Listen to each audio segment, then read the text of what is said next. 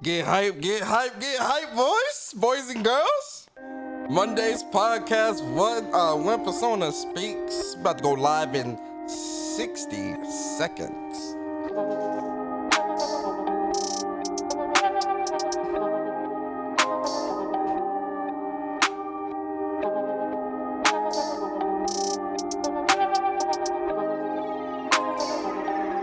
I have no experience. I'm a PlayStation fan too.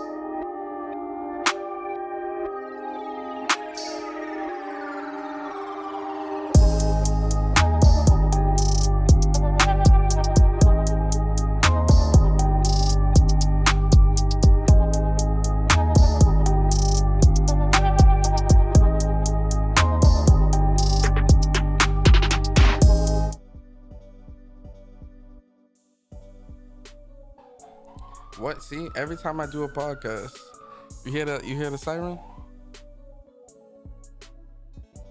The ambulance. Got that ambulance. Hit that ambulance. Yo, what is good, YouTube? What is good, PlayStation Nation?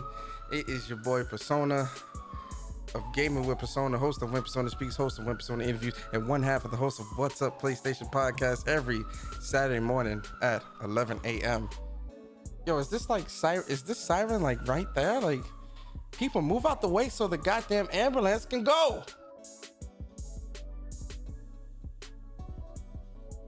It is like right outside. Let the ambulance go. The ambulance want to go.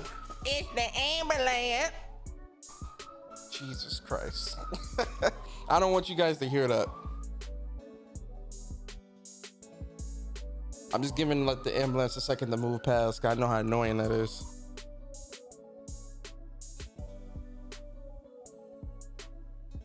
God damn. All right, let me start over.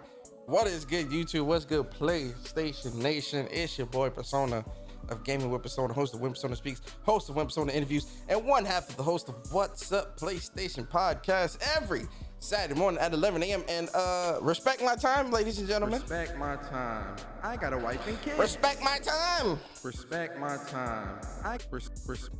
Respect my time. I got a wife and kids. Oh yes, we are talking about time being respected today, ladies and gentlemen. Yes, we are talking about that. Where's my PlayStation Nation at? I'm a PlayStation fan too. PlayStation fans, we at the Great for Gamers but crew. This is great for gamers. The console engineers, where y'all I'm a at? console engineer too. And the millennials, you know, I can't forget about the lovely millennials. You're a millennial piece of shit. Talk to him, Craig. Whoa. And then the I have no experience crew. Do we have any I have no experience lovers out there? I have no experience. I like that soundbite so much. And then shout out to my boy Omar with the my bad. My bad. Hey, yo, listen, man. So, shout out to everybody here, man. Let me shout everybody out real quick. Ooh, what was that? Something. Okay. Yo, Sumo in the building. Sumo, what is going on with you? The Unknown, what is going on? Dark Artemis in the building. Dark Artemis, how you feeling today? Magnificent Black in the building. Sergeant 13, what is good? Jamar Bates, how you feeling today? Corey Macy in the building. Oblivious, what's going on with you? Oblivious 334. Hey, yo, listen, guys. Hey, yo, listen, hold on. Let me pull back. Let me pull back for a second. Hold on, listen. Yo, game over, Brian. I appreciate you, bro. I'm gonna get to your super chat in just a second, brother. Hey, yo, listen, guys. Me and Oblivious. Yo, me and Oblivious, we working on something big. Pause. Me and Oblivious, you know, we got together, man. We collabing right now. We collabing, man. Yo, Oblivious is a dope ass artist. And you know, he hit me up. We you know, he finally got to me. A very busy man. You understand, my man? Yo, his art is so good. The man ain't never got no commission slots open. But I was like, yo, Oblivious, listen, I'm loving your artwork. Yo, let me know when you get a slot open, because I got some business for you, right? And yo, man, he hit me up, and he was like, "Yo, I got some work." I said, "Yes, sir, yes, sir." You know, I'll take two of them things. You feel me? So me and Oblivious, we are collabing right now. I can't wait to show you guys the artwork that he creates for me. These are new T-shirt designs. I know you guys are gonna love them. It's a highly requested design that I know the gaming community, especially my community of supporters, I know y'all are gonna love. I know y'all gonna love. I know y'all gonna love. I know y'all gonna love it. I know, guys. I know. Trust me. Trust your Uncle Persona, man. Y'all gonna love this, I promise. And yo, shout out to my boy Oblivion. I'm gonna talk to Oblivion on the side, see if he's willing to be my personal artist for any art that I need moving forward, because his art is that good. If you're looking for a good artist, guys, check out my boy Oblivious 334. Matter of fact, where's his Twitter? I want to put him out there, man. Let me give y'all his Twitter real quick. Oblivious. He in the chat too, by the way. Yeah, it's Oblivious 334. That's his Twitter. Listen, man. My boy, he does a lot of good artwork, man. Hit him up. He just did this he drew this. He drew this, guys. Listen, my boy Oblivious is official. If you try and get some artwork done, listen, man, guys, you know, I don't just recommend any old body to y'all, right? I always give y'all quality. I rock with Oblivious, man. Like, this is definitely an artist. I definitely want to see him grow, you know, and you know, get that support, man. Like I said, he stay busy with the commissions, and he's done some artwork for Jack Move. He's done some artwork for Eric Hutz for the win. He's done a lot of artwork in this community, man. Definitely check him out, man. Support him and support his artwork, man. You know, he's got a lot of cool art pieces, man. Like, yo, this shit is official. It don't get no better than this. You feel me? So, yo, shout out to my boy Oblivious, man. Please check him out. I'm gonna put the link to his Twitter in the chat right now. Hold up, let me see. Go support OBLIVIOUS. Twitter. Y'all go support my boy. Make sure y'all go support him. Tell him Persona sent you. And that's the good stuff, right? Yo, Southstar, what's good, man? Appreciate you. Dewan, what's good, man? Compost Smurf, Dark Queen Gaming, what's going on with you? Arcade Gaming, what's good with you, man? Link is in the building. Link, what's good, man? Sir Dre the Great, what's good, brother? Appreciate you. I'm feeling good. I hope you're feeling good as well. Shout out to the Anomalies. Oh yeah, the Anomalies crew. They're an anomaly. It's Nintendo. Where's my Anomaly Nintendo crew? Yo, you know what's so funny? Hey, yo, we gonna talk. Yo, Eric83, what's good? Phil Collins, what's good, man? Who else is here, man? Shout out everybody in the chat. Yo, Sam Ash in the building. Sam, how you feeling today, man? Corey Macy, James Williams, what's good, James? I appreciate you always, man. It's me, baby 80. What's going on with you? What's going on? Henry Heck in the building. Henry, how you feeling today, sir? Hope you and the family are good, happy, healthy. Who else is... Yo, Issa ISA, what's going on with you, Issa? Appreciate you. Absolute MMA, what is going on with you? Dark Optimus, appreciate you. Juan Sosa Gaming in the building. Juan Sosa, how you feeling today? Yo, Foxing Around Austin, what's good, man? Yo, Fox, I can't do it as good as Barry when he be like, I'm chilling with Austin. I can't do it as good as him. He does it better. Yo, King Queso in the building. What's up, everybody? Hope you all having a good Monday. Yeah, same to you, Queso, man. Hope you good. I always say Queso. It's Queso, King Queso. I know I say Queso. I don't know. King probably be like, yo, Persona, it's Queso, nigga. It's Queso. Don't make me say it again. I'm sorry, King Queso. I'm sorry, brother. King Queso. Yo, Games for Eternity. Yo, we got that fire beat once again. Ooh wee, ooh wee, ooh wee. You already know, Games. Yo, Phillipson, what's good, bro? Appreciate you. Carl Anchor, what is going on with you? Appreciate you. Das Mises, what's good, Das Mises? El Matador, what's good? Buck Rogers, what is good with you? Jedi Johnny 5 in the building. Jedi, how you feeling today? How you feeling, sir? Let me know. Let me see who else. I just want to make sure I get everybody. Y'all know I always try to shout y'all out. You know, but when we grow and get to like 1 million subs, it's gonna be a lot of y'all in the chat. I can't run through the chat all the time. You know, yo, Games Over Brian, appreciate you for the $4.99 super chat. He says, hey bro, what ilk going on? What ilk going on with those delusional Xbox fanboys still in spaces talking about how great Xbox is? Yo, Game Over Brian, appreciate you for the super chat. I'm actually going to touch on that too, like in terms of Twitter spaces. I know we talked about that last week. Yo, Bari in the building. They go my brother Bari in the building. The other half of Whoops. Whoops in the building. Whoops in the building. Who else? Yo, Terry, what's good, bro? Who else is here? Wolf Flow in the building. Cyber Dragon in the building. I appreciate all of you. If I missed anybody, if I didn't call your name out, just know I appreciate you. Anomaly, there goes Blandrew. Yo, let me tell you, yo, shout out to Blandrew real quick.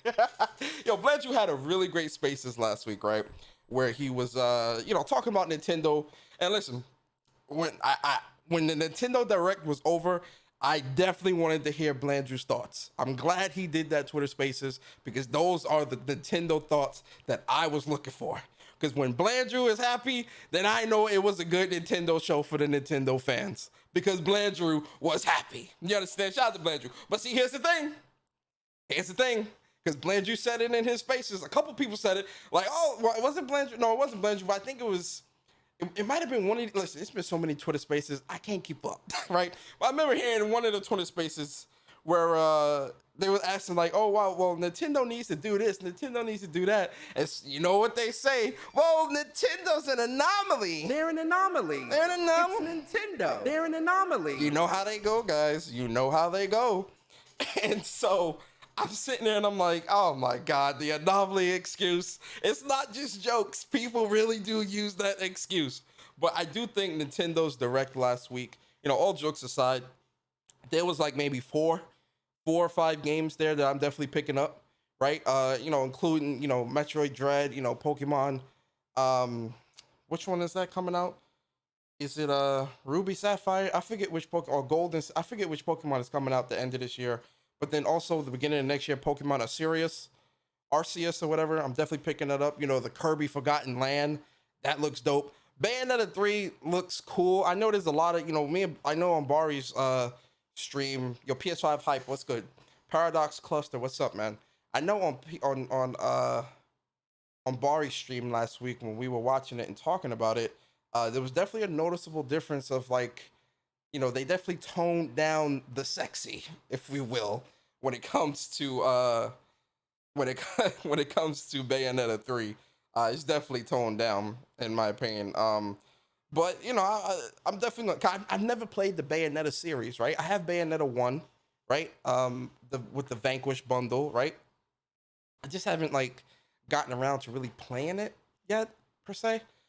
So I do want to play Bayonetta 1 and then Bayonetta 2. I don't know if they have Bayonetta 2 on the Switch. So I don't know how I'm going to be able to play that. Maybe I can play it on PC. I'll see. But I am going to definitely pick up Bayonetta 3. I'm definitely picking up Breath of the Wild 2.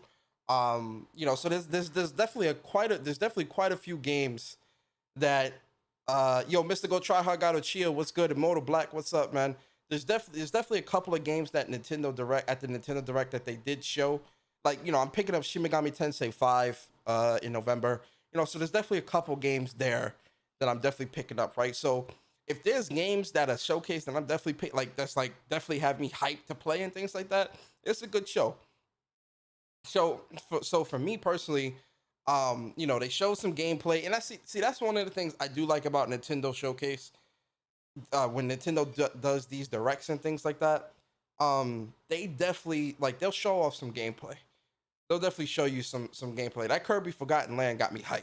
I love Kirby. I've always loved Kirby since back in the day. You know, nice little chunky purple blob that likes to eat.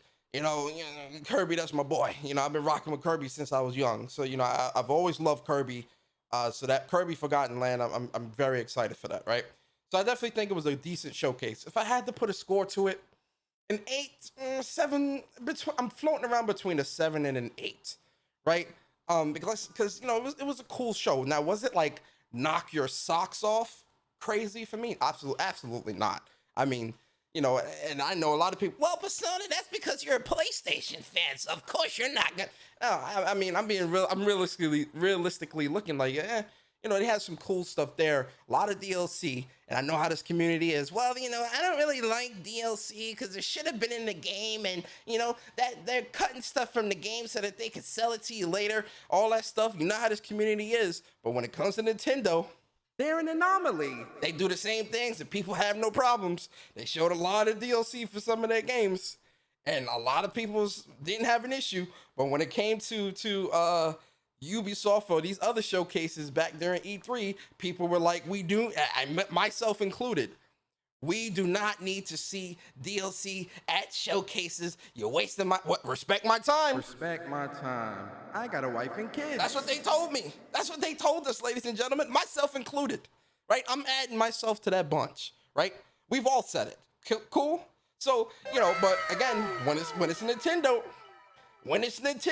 you know, things go out the window. My bad. I pressed the wrong one. My bad. They're an anomaly. They're an anomaly, guys. It's Nintendo. You know how they go. But you know, Nintendo's doing their thing. Clearly, people are buying it. You know, people are buying the console. So clearly they're catering to their fan base. They're catering to their audience. I can't be mad at that. You know, like Nintendo is killing it right now. I can't be mad. And they've got the games. Granted, some of their games are definitely sub HD, subpar, and all this other stuff. I get that. But they're catering, people are buying it. They are catering to their fan base. They're catering. You feel me? So, you know, shout out to Nintendo. Dark Optimus, man, appreciate you so much for the 1999 super chat, brother. He says, man, these Twitter spaces are wild, bro. Keep up the great work. Dark Optimus, man, I appreciate you, sir. Always. Thank you. Yo, listen, speaking of Twitter spaces, can we listen, we're gonna get to the note. We're gonna talk about a couple things during the show, but I want to talk about Twitter spaces real quick, right? Hey, yo, listen, man. Let me tell y'all about Twitter spaces. Twitter spaces are about to change people's lives. You understand me? Twitter spaces is the new therapy. You understand? It's the new intervention room. You understand? It's the new AA meetings. You understand? It's whatever you want to call it. Twitter spaces are about to change people's lives, bruh. People are walking into these Twitter spaces one way, and they are leaving out a changed man or woman or person, right? Let's be PC here. They're leaving out a changed person. I am telling you, right? Yo, listen, shout out to Optimus Code, bruh. This man, Optimus Code is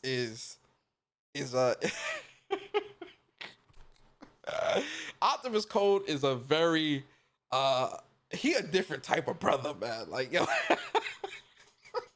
like the ideas and the type of things he does with these Twitter spaces, it is very unique and it pulls people in. It just does, man. Like today, he had I think the maximum people I saw in his Twitter space was 350 people, and I'm like, because he is very inventive when it comes to these Twitter spaces, man. Right? Bor, appreciate you for the super chat. He says, have you seen PlayStation blog Aloy? Zoom in on the details. Yeah. We're gonna look at that. We're gonna look at a couple things today, guys. Trust me. We're gonna talk today. We're gonna talk. Shout out to Barry. That's the name of his podcast, by the way. Yo, Barry, you should trademark that "we gonna talk" tagline real quick, because people. Anytime somebody say "we gonna talk," you get paid $5. You feel me? So today, Optimus Code had a one-on-one with Xbox University, and if anybody knows who Xbox University is in these Twitter spaces and in the Twitter community and in the Twitter world, I don't need to explain. But for those who may not know who Xbox University is, he's an Xbox-centric guy. He prefers Xbox. He be in these Twitter spaces defending Xbox. He be trolling, all that crazy stuff. He does all that, right? And a lot of people don't like him because of, the stuff that he says and how he comes at people, and, he can be a little, not a little, a lot, really. You can be pretty disrespectful at times. Even if he doesn't see it, I see it.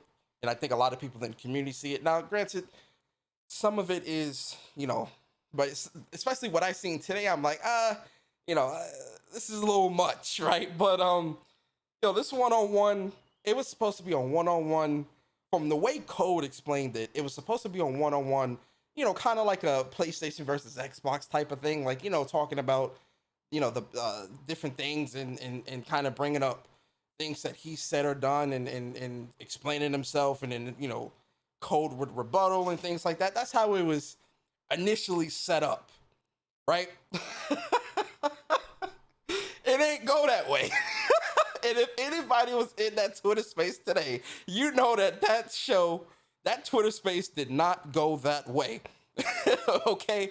Because it went from being that to transforming into a Jerry Springer show, then transformed into a Dr. Phil show, then transformed into some intervention. Yo, it was just all, and I spoke to, like, you know, I gave my thoughts, right?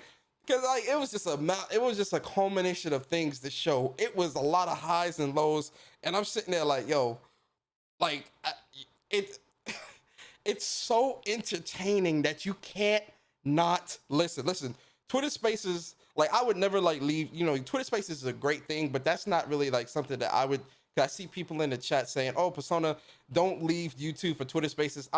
Don't worry, you're not gonna lose me. I always prefer YouTube and things like that. And you know, it's just because I can be more inventive and more creative and whatnot, right? So YouTube, I'm not going anywhere, I promise, guys. But you know, I'll do one every now and then, but that's really Strictly's and Code's space, no pun intended. Like that, they kind of own that realm, right? And so it just turned into like it just turned into a bunch of everything, right? And I'm sitting there and like, because you know, Xbox University, he was talking about Luca and how she, you know, saying all types of crazy shit about her, and she came in to defend herself and was speaking, you know, about different things. Because you know, here's the thing, right? And I think this doesn't just apply to Xbox University. It's just unfortunately he had to be the one that had to be used as the example, right? You know, no one is bullying, right, or trying to pile on Xbox University. It's kind of like a wrong place, wrong time situation, right? Unfortunately, today was just unfortunately one of those days where Xbox University had to be the example. So, you know, people were coming in because one of the things that kind of jumped out at me and made me want to even say anything was the fact that with Xbox University, he was saying how people don't respect him within the community, and how people think he's just this lying troll and like all this crazy stuff, right? And you know, I'm listening to him like talk about how he wants respect, and you know, when Luca or Codes or whoever does a Twitter Spaces or whatever, people come in respectful and all these different things, right? And so the reason why I wanted this, because Bari spoke before me, and Bari made a lot of great points, right, about like, you know, how this gaming community can be, right? For, you know, ladies and gentlemen, for a lot of us that are within this space, right? Albeit on YouTube, on Twitter, wherever you might be, right? When it comes to the gaming community, right? And for y'all that follow me and listen to my content, or you follow Bari, right? Or you follow Sick, or whoever you follow, right? Even if you follow like What's Up PlayStation with me and Bari, anything like that, you know that when it comes to gaming, right? We are all about the games. I am all about the games, right? First and foremost, right? Yeah, we'll crack jokes here and there, right? But I'm always about gaming. Gaming is my hobby, right? Gaming is my passion. It's something that I truly love and enjoy, and I want to see it grow and want to see it to continue to flourish and be the best that it can be through my eyes, right? Because everybody's vision of gaming and how they want gaming to be is different, right? So that's why I'm saying through my eyes, this is how I want gaming for me and my enjoyment. This is how I expect it to be. The thing about Twitter, and I'll stick to Twitter because YouTube is a bit of a different area. The thing about Twitter and trolling and the console war and things like that is, you know, and again, I hate to use Xbox University, but unfortunately, he was the example today. When I came in to speak my piece to Xbox University, obviously I was respectful. You know, I wasn't coming in there to be disrespectful or anything like that, right? But one thing I had said to him is, you know, yes, you may say you game, but no one can prove that. You get what I'm saying? You're like, you know, someone is asking you for your, like, you know, I asked, he was like, oh, well, would you give your gamer tag? I said, my gamer tag is Deific Persona. I have no problems telling people that. There's a number of people that support me here on my channel that are friends with me on PlayStation, and they can tell you. You know, King Kiso, Chris Righteous, you know, Bari, Wolfflow, like there's a ton of people that support me here that can tell, like, you know, that are friends. Like, I have no problems giving my game tag, just don't be on no weirdo shit. But I have no problems, and that's what I was trying to explain to him. when people are asking you for your gamer tag, they're not asking, because he kept trying to make excuses, but oh well, you know, if they're gonna bombard you with messages or they start stalking your page and want to see what you're playing, and da da da da. And I'm like, yo, if you playing games, you have nothing to hide. That, like the whole like stalk, like, you know, the whole messaging and shit like that. Listen, I'll delete and block a motherfucker real quick if you start blowing up my messages with, hey Persona, what you doing this? Hey Persona, you got this? You got this? Hey Persona. Like, I'll definitely delete and block you without remorse. Like, I don't play that shit, right? But, you know, listen, if you want to stalk my page to see what I'm playing, by all means go. Because if you have nothing, here's the thing. If you have nothing to hide, then having somebody check to see what you playing shouldn't bother you. I don't care. Check to see what I'm playing. I just platinum Tales of Arise over the weekend, and now I'm playing Kena. I played some COD yesterday with the fellas, right? You know, I'm finishing up The Wire today. Like, you know, I was burning through some episodes today, and I'm playing Kena tonight. Like, I have no issues, and that's that was the point that I was trying to get to, is that, listen, if you're playing games and you're about your shit, you shouldn't have a problem with anyone checking up to make sure that you are about who you are, because this is something that I said a long time ago, where if you cannot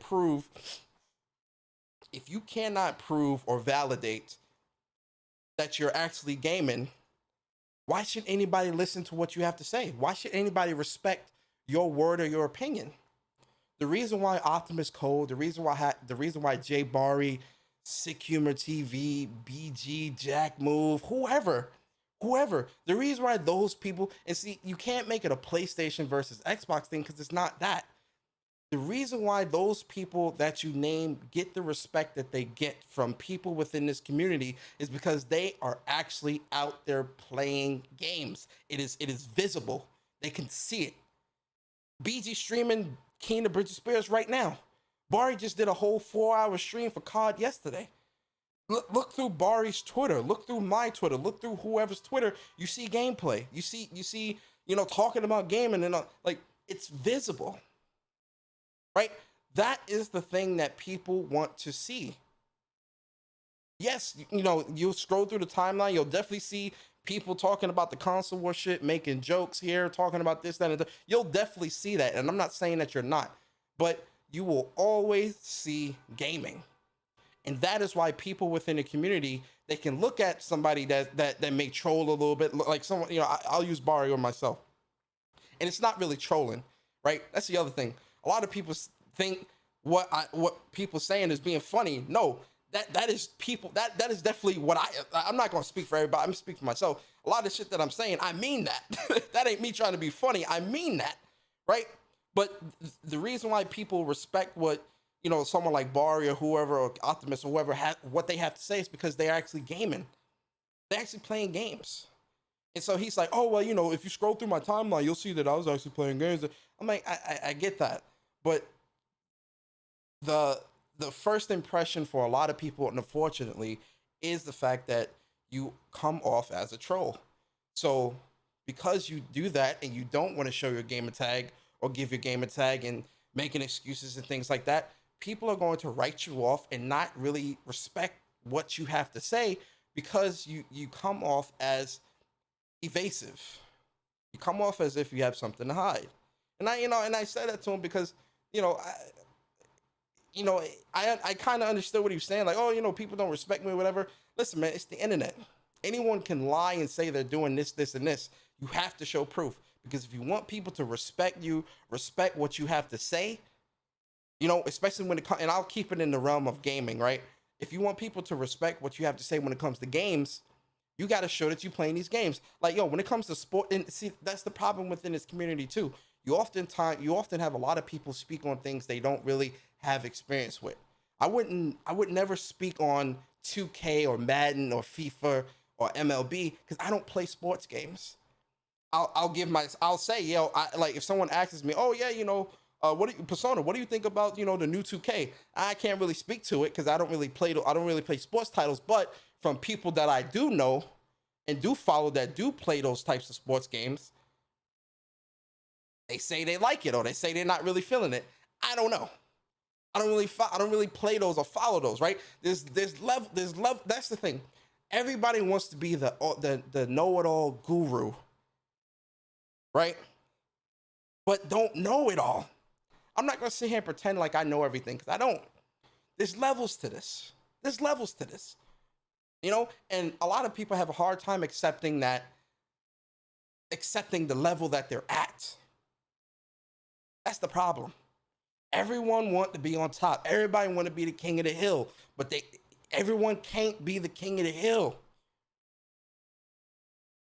And a lot of people have a hard time, especially within the gaming community, a lot of people have a hard time accepting that. A lot of people want to be the next voice of reason, voice of truth. You know, want to be the next Messiah, the next Jesus, the second coming. They want to be all this shit within the gaming community because they want that attention. They want that clout. They want that. That's what they really chasing. It's not about, like, I hate to say this, guys. Like, and I'm speaking, you know, and I'm taking it outside the realm of Xbox universe because I don't want it to come off as if I'm attacking him, because I'm not. I'm speaking more in a general sense. From my observation, especially within these Twitter spaces that I have seen, it comes off with a lot of people in these Twitter spaces want to be the second coming of Jesus or whoever. They want to be the king. They want to be on top. They want to be one that everyone is going to. That is what they want. It's not about gaming. It doesn't come off that way. It comes off with, oh, let me lead my followers here and let me be your leader. I'm your leader. Listen to what I have to say. Listen, man. Ain't nobody leading me. Ain't nobody leading y'all. Y'all are your own people, and you do what you feel and see as fit. Now, if what you may do or see fit aligns with someone you may support or listen to, then that's fine. But with a lot of people trying to create these almost cult-like followings of people that are just going to listen to what they have to say or listen to them and their word is fact and all this other shit, listen, man, excuse my language, but fuck out of here. You understand? Your word is not fact, man. I deal with the facts on paper, the numbers, the statistics. Those are my facts. I don't give a fuck what you think, feel, or no. Now you can have your opinion. You can think and feel this way if you want. I'm perfectly okay with that. And listen, everyone is free to their opinion. But when it comes to the facts, the problem is that there are a lot of people trying to push their opinion off as a fact. They're trying to push their opinion off as, you know, these what if situations. They're trying to rebuttal facts with what ifs. It don't work like that. The fact is this. You can't dispute this fact. This is the fact. Now you can have an opinion. Oh, I disagree. I don't like this. They should do fine. But to push your opinion off as a what if scenario that you think, oh yeah, what if this, you know, what if Xbox were to do, what if PlayStation did this? This would be better. I think they're doing that. No. These are the facts. These are the facts. And a lot of people in this community have a hard time accepting that. You want respect? People want respect within this gaming community. How do you get respect? Prove that you are about who you are. Hold on. Hello? Say it again.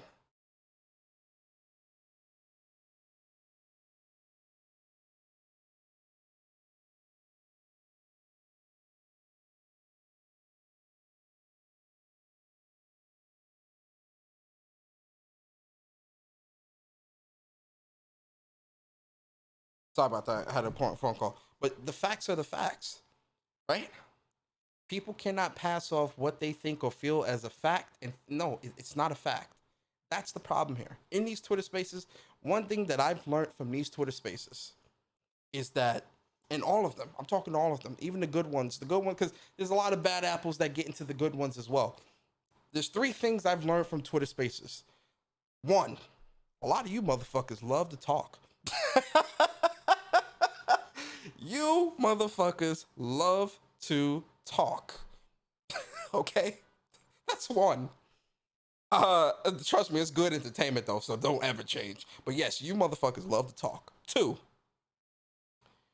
everybody wants to be Everybody wants to be the next, the next it. They want that. It's a lot of clout chasing happening in here. A lot of cultish clout chasing. And 3, a lot of people that you think play games don't play games. A lot of people who you think play games do not play games. Because as soon as they open their mouth, you're sitting there like, what? What the hell are you talking about?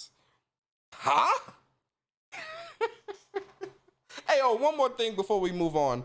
Yo, real quick. Hey, yo, Mooch in the chat. Yo, listen, guys. I need you guys to go and help me wish Mooch from Crossfire. Go wish him a happy birthday. Mooch is getting older, man. That man is going up in age. Happy birthday to Mooch, man. Mooch, man, appreciate you, brother, man. Happy birthday to you. I don't know how old you are, Mooch. I don't know if you want to tell us either. You can if you feel comfortable doing that. But Mooch, happy birthday to you. Guys, wish Mooch a happy birthday in the chat, please.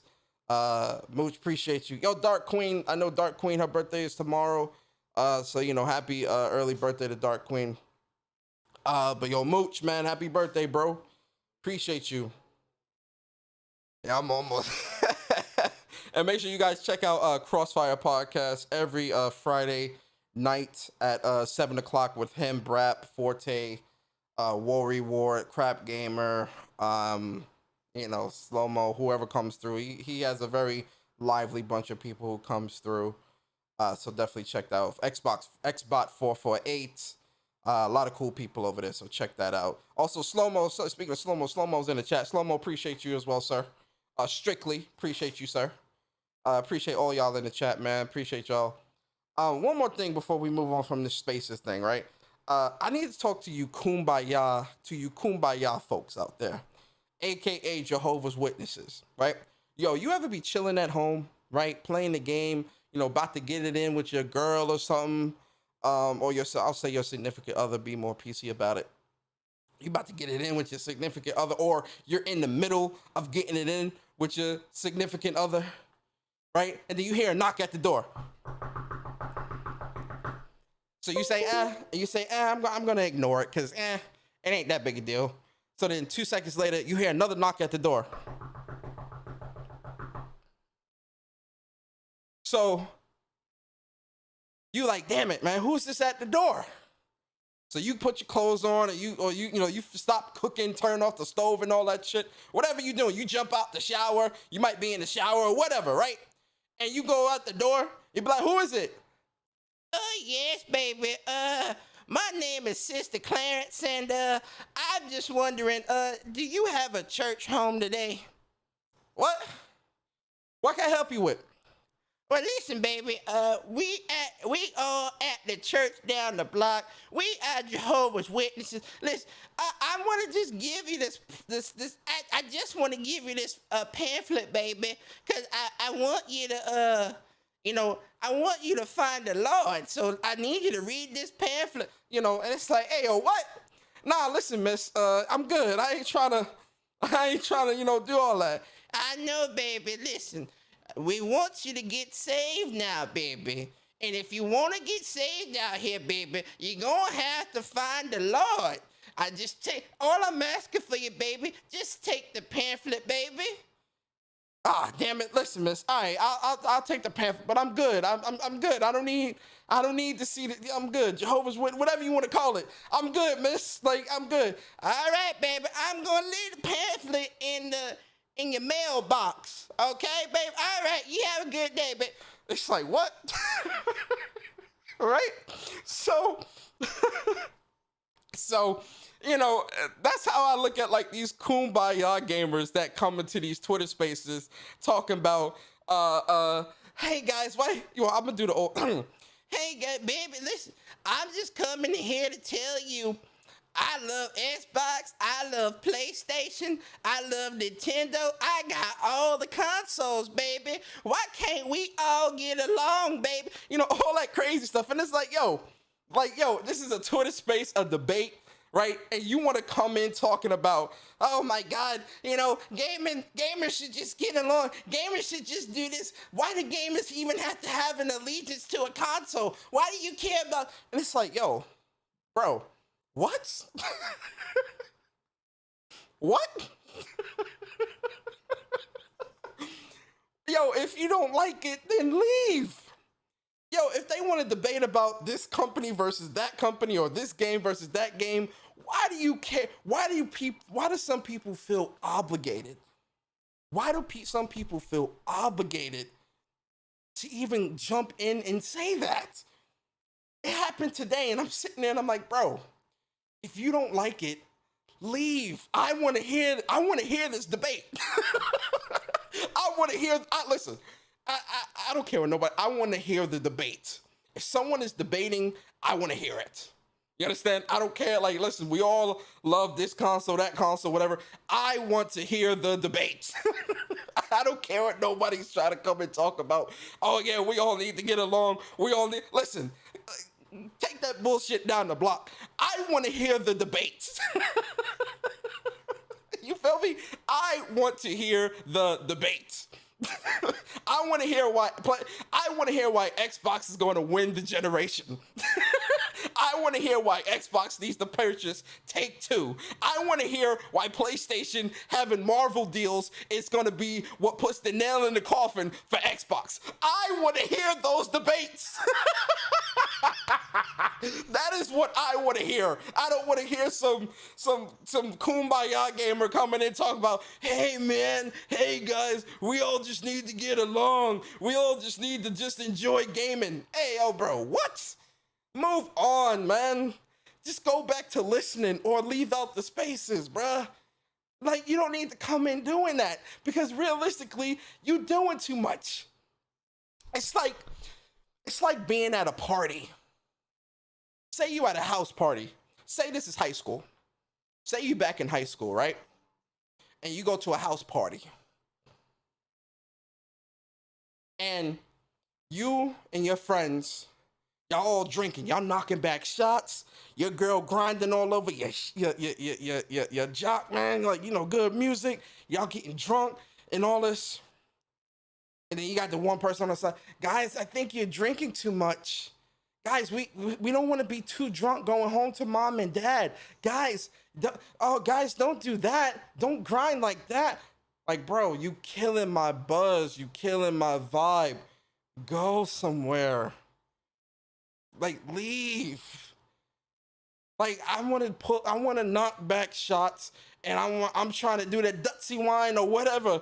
I want my girl to Dutzy wine on me or whatever, man. Do some dance hall music or some shit.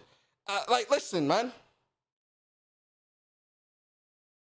Dutzy wine, my girl. That's the one, yeah. Dutzy wine, my girl. That's the one. Yo, back in the day, early 2000s, the Dutzy wine. Yeah. Man, that song was playing everywhere back in the day. But it's like, bro, you killing my buzz. You killing my vibe. Go somewhere. Go somewhere. Jesus. Hey, yo, Phil Collins, man, appreciate you for the super chat. He says they try to talk no jutsu in the middle of a debate. Exactly, bro. It's like, yo, it's a debate. It's a debate. It's a conversation. If you do not care about the conversation, then don't say, like, then leave. Like, it's so much easier to leave than it is to request to speak, wait 30 minutes just to get on and say, hey guys, we don't really think this is something y'all should be doing. Crazy, bruh. Crazy. I don't know. Maybe it's me. Is it me, guys? Am I overreacting? Let me know in the chat. I hate when random people outside the gaming community join the space trying to talk about how immature everybody is acting. I mean, listen. Listen. If you got to take time out of your day to tell somebody else how they're acting, I mean, listen. Something might be wrong with you. You ain't got nothing better to do? You ain't got nothing better to do? You want to jump into space and try to regulate and tell people how to live their life? If you don't care, move on. That's how I am. These probably the type of people that would like cry when their girl break up with them. Sharonda, please, baby. I promise I'm gonna do right by you next time, baby. Sharonda, don't throw me out the house. Come on, Sharonda, don't throw my clothes out the window. Let me come upstairs and pack. Sharonda, come on, baby. Baby, I'm not gonna do it again. I love you, baby. Sharonda, come on, baby. I ain't got nowhere else to go. I ain't trying to sleep on my mama couch. Oh, shit. Hey, yo, Mr. Go Try Hard guy said, Persona, you tripping. We need peace and love in these gaming streets. There's plenty of peace and love in these gaming streets. There's a lot of peace and love out here. A ton of it. Yo, A.A. Ron says, Sharonda, yeah, you know how they be. You see them, you see them shows, the movies where she be getting thrown out the house. Her name be Sharonda or Yolanda or Shakima or some shit like that. That'd be her name, man. Yo, Oblivious, you know what's funny? I used to want to be a voice actor back in the day. I just didn't know how to get into that line of work. So I never pursued it. I've always been good at doing voices. I like doing that, right? Who knows? Maybe a voice actor, coach, or whatever will hear me say, that guy's got some talent. Let me give him a call and see if he wants to come in for an audition. Let me get these other super chats. Yo, Strictly, 6 months as a Warriors member on the channel. Strictly, you know I appreciate you, brother. Strictly is the pioneer of these Twitter spaces, guys. You will address him as such and put some respect on my boy Strictly names. He says, I can't stand the kumbaya dudes, man. Like how you have a whole choice to not join the space and people act like you can't game and debate. Fuck out of here. Stay out of grown gamers' business. Exactly, Strictly. Stay out of grown folks' business.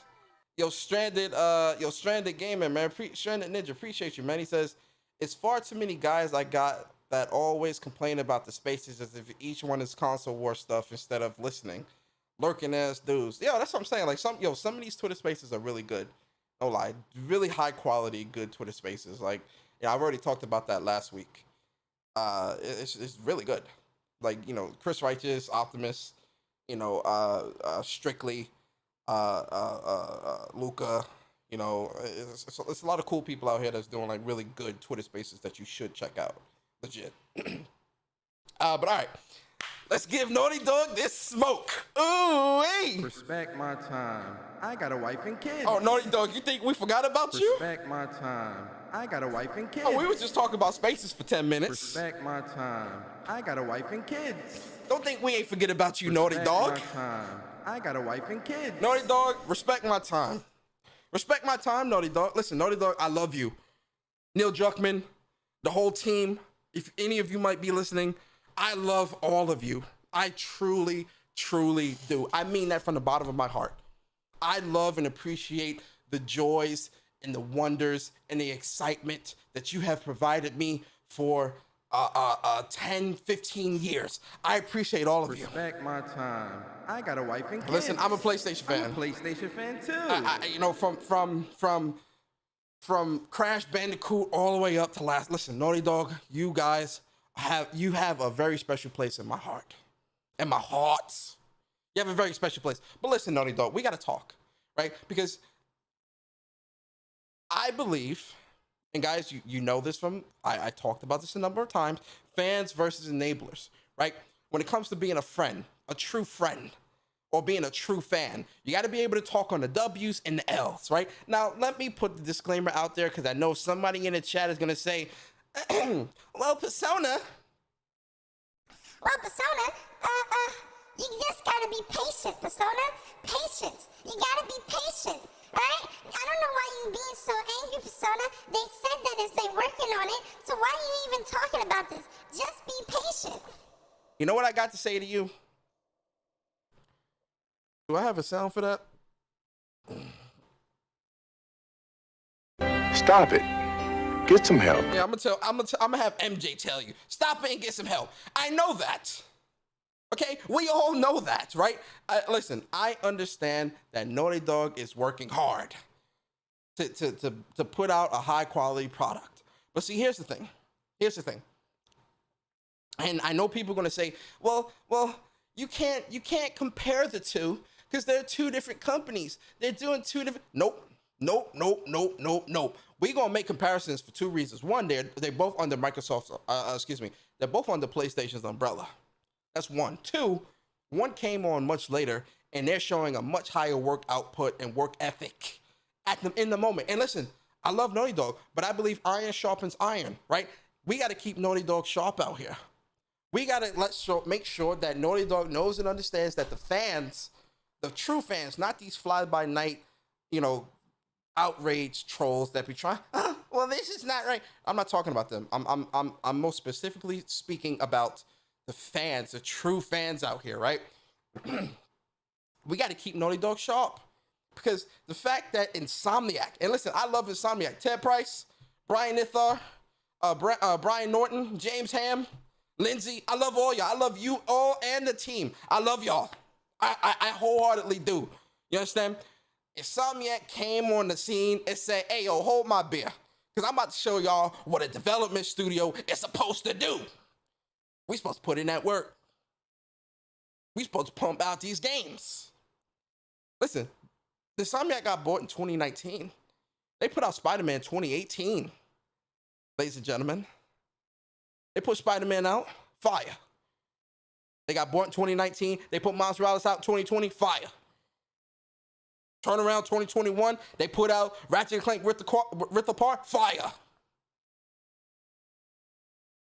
2 weeks ago at the PlayStation Showcase, they announced Spider-Man 2 and Wolverine both being in development. Spider-Man coming out 2023, fire. Insomniac putting in that work. Insomniac are workhorses out here. Insomniac is carrying this PS5 generation so far. And yes, granted, we are coming up on a year in this new generation. We're coming up on a year. But as of right now, when you look at the output from the PlayStation Studios, it's no comparison. Insomniac is killing it. And listen, Gorilla, I love y'all. Matthias and team, I love you guys. I love all of you. Naughty Dog, I love you. Cory Barlog. Eric, I forgot his last name. Eric, Alana, everyone at Sony Santa Monica, I love y'all. Sony San Diego, love you. Everybody else under the PlayStation umbrella in terms of development teams, Housemarque just put out their game. So, Housemarque, I ain't going to get at Housemarque because they literally just put out their game 4 months ago. So we ain't going to get at Housemarque, right? Shout out to Housemarque. Shout out to Ilari and the team. I love you guys over there, right? I love all the PlayStation teams, man. Don't get it twisted, guys, right? This is not me attacking any PlayStation team. I love them all. But again, iron sharpens iron. So I'm going to speak on the things that I'm just not too happy about, right? That's all this is, right? I'm not trying to attack them. I'm not trying to anything like that. But I'm definitely going to speak on, excuse me. I'm definitely going to speak on the things that I'm just not happy about, right? Yo, Upchuck, what's good, bro? Insomniac right now is carrying this generation. They are knocking it out the park. They are a well-oiled, efficient machine right now, and I respect it. I love it. I love to see it. You feel me? I love it. I love it. See, here's the thing. Naughty Dog is the darling child of PlayStation. We all know this. You know, when it comes to the top studio or the one that people love the most, right? I think we all can safely say that goes to Naughty Dog, the most awarded studio, highest selling games, you know, God of War and all that is in that as well. But when it comes to the darling child of PlayStation, it is most definitely Naughty Dog. Like, I don't think any of us is going to dispute that. Yo, Upchuck, what's good, bro? He said, blessings, brother. Yo, Chuck, I appreciate you, brother. A fellow TOA member from back in the day. Blessings to you as well, Chuck. I hope you and your family are happy, healthy, and safe. I appreciate you always, brother. So, you know, with Naughty Dog, you know, they are the darling child of PlayStation. See, here's the thing. When the darling child of PlayStation, they get special treatment, right? While everybody else in the house got to go to bed at 10 o'clock, the darling child get to stay up at till 11 and watch a little more TV, right? When everyone is getting in trouble for doing specific things, the darling child will get in trouble, but it won't be as severe. They won't get the same whooping as the other kids.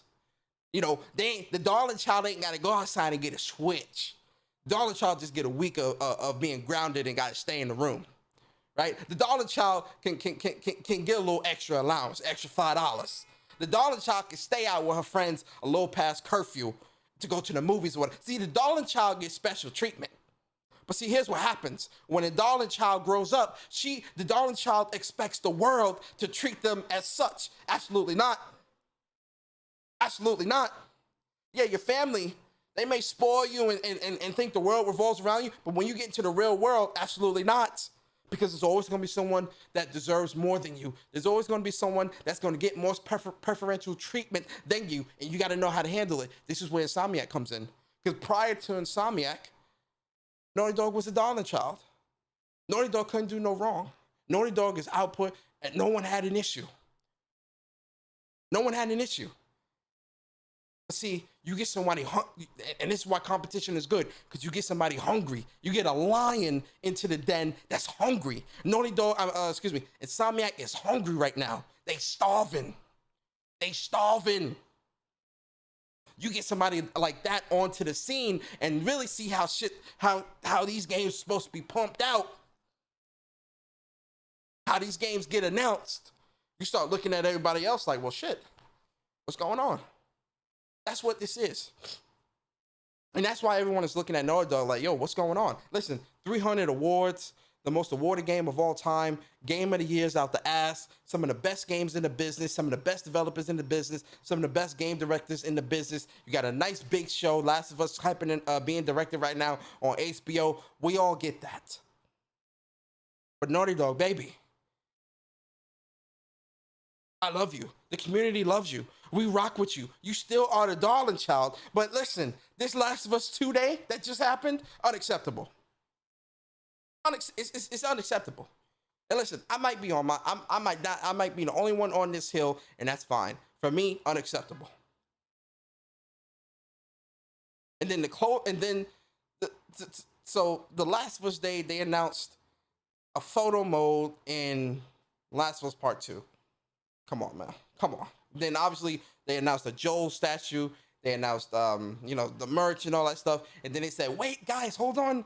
I know what you're thinking. Hold on, guys. Wait till 8 o'clock tonight when Naughty Dog gives their closing statement or closing remarks and posts that on their site. Hold on, guys. There's still more to come. Stick around. And then the closing remarks at 8 o'clock was them thanking the fans. Oh yeah, guys, we appreciate you. It's been a long, hard journey and all, and I get that, and I'm with you. I'm with you, Naughty Dog, 100%, 110%. I'm with you. You know, but, honey, let's get to some factions talk. Let's get a little tidbit. You know, wet the palate just a little bit, Naughty Dog. That's all I'm asking for. I'm just dab the palate. I just need a little taste. We just need a little taste. Oh yeah, the end of the sentence goes, yeah, guys, we're working hard. And well, matter of fact, let me pull that up real quick. Naughty Dog, let's pull that up real quick. Naughty Dog, let's pull it up. Listen, man, I rock with Naughty Dog, man. I rock with them, man, wholeheartedly, man. But we're not doing this. We're not doing this today. We're gonna talk. We are going to talk. All right. Letter to the community celebrating Last of Us Day 2021. Blah blah blah. All right, let's get to it. So he's thanking the fans and all this. Listen, I get it. Listen, we appreciate you. We love you. We do. But enough is enough. Right?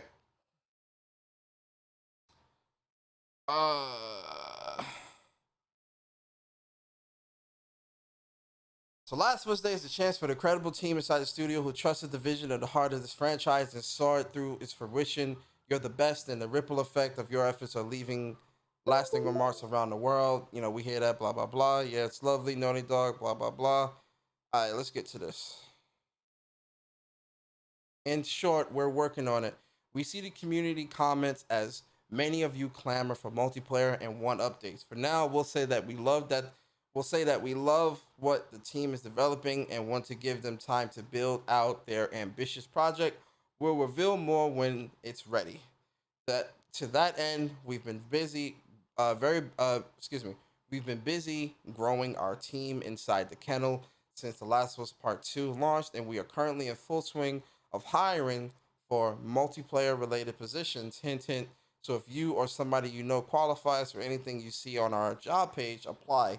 In the meantime, another Last of Us Day comes to a close.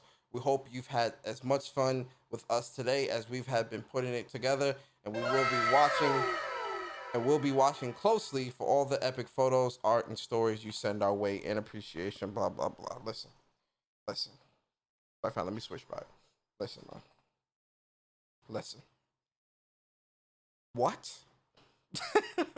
What? Somebody explain that to me. What? Naughty Dog, it's been 2 years, baby.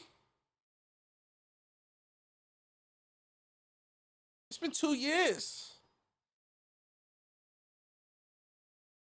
You still hiring for multiplayer positions?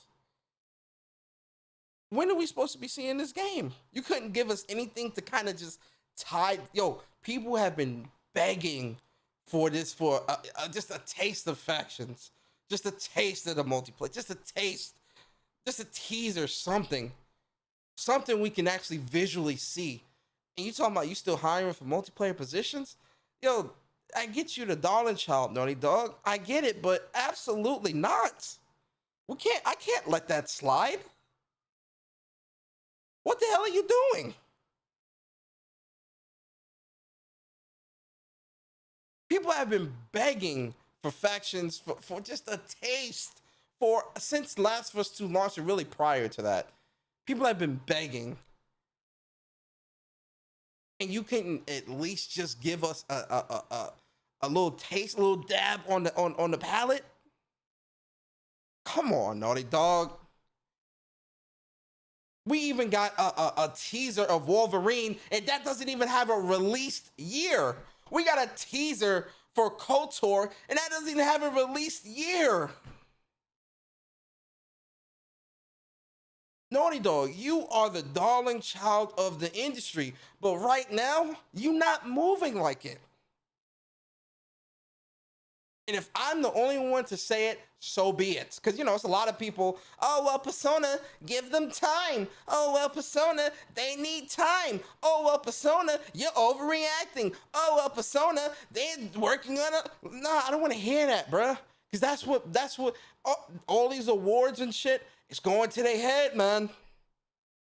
Because any other company that did this, you wouldn't accept that. A lot of y'all would be just as angry, but because it's Naughty Dog, the darling child of the industry, listen, I think they're the darling child as well. I love all their games. I rock with Naughty Dog to the end of time. But a lot of people in this community are not keeping the same energy, because if this was anyone else, you would have a problem. But because it's Naughty Dog, you want to put your hand over your mouth and pretend like you don't see it. You want to put your hand over your mouth and pretend like it's not that big a deal. It is a big deal for another Last of Us Day to pass and not even get a tease, not even get a 10 or 15 second tease, not anything to hold people over. I'm not asking for full-fledged gameplay. I'm not asking for you to put out a beta. I'm asking you to give us a tease to just tide the community over. That would have been enough. Yo, if they would have put out a teaser yesterday, no date, nothing, just a quick little teaser, the whole world would be talking about that for weeks, for months. For the rest of the year, they would have talked about that teaser. For the rest of the year, that would have been enough for the rest of the year. Nothing. Nothing. Well, it's not that big a deal, Persona. It's not that big a deal. No, it is a big deal. It is a big deal. It's a problem. Naughty Dog's the darling child. Naughty Dog is a darling child of the industry. Insomniac came through and showing them up. Insomniac came through and showed them up. They got scooped in 2019. That output from Insomniac is next level. Naughty Dog needs to step it up. Naughty Dog needs to get it together. They need to step it up. They need to. Because right now, Insomniac is carrying this generation. There is no debate. That's not up for debate. That's not up for debate. Insomniac is carrying this generation, hands down. Hands down. But again, Naughty Dog is the darling child. No one wants to say anything because they don't want to get attacked. Listen, man, if you're a real fan, you'll speak on it. If you care about factions. If you don't really care about factions, then, you know, go ahead on. But for those that care about factions, but are saying, oh, well, it's not that big a deal. It's not that. Get up out of here, man. I don't want to hear that. I don't want to hear that. Yo, Freddie K582C, appreciate you, man, always. He says, shout out to you on putting the Xbox universe in its place on Twitter Twitter Spaces earlier. Hey, yo, Freddie, man, I wasn't trying to like put him in his place. That wasn't my intent. I really was just trying to give my thoughts based off how I've seen him move within this community. And if he really wants the respect that he deserves, you know, there's rules that you need to abide by. There's a specific way you need to move within this space if you're expecting to get the outcomes and the respect from the community that you so desire. If you do not want to move like that, you're not gonna get the respect. You're not gonna get people coming through and get those big numbers that you're looking for because no one respects your opinion because you're not moving the way the community dictates that you need to move. It's that simple. I'm not trying to be rude. I'm just stating the facts based off how I've seen things play out within this gaming community. If you really want to get that type of respect. But when it comes to when it comes to Naughty Dog, you know, listen, this Last of Us Day, I was not happy, man. It was a waste of time. Stop wasting my time, man. Respect my time. Respect my time. I got a wife and kids. Respect my time, man. Respect my time, man. You didn't respect my time this past Sunday. You didn't. Because you kept everybody waiting, hype. You could have put that message out all at the same time at 12 and been done. Why wait till 8? Don't make no sense. Naughty Dog, you're the darling child of the industry. You got hungry people out here like Insomniac and Sucker Punch. They gunning for your spot, man. They gunning for the spot.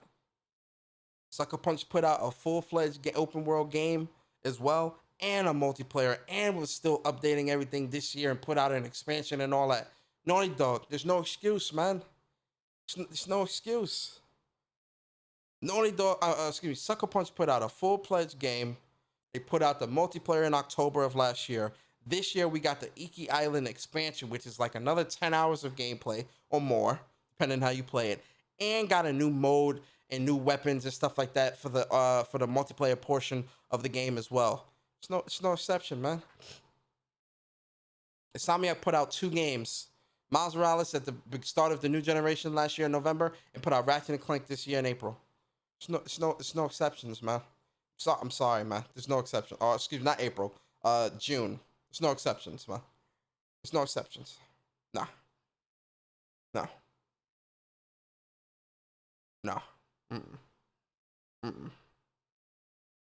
Yo, Analog, what's up, man? Martin DS, what's good, man? Appreciate you guys coming through.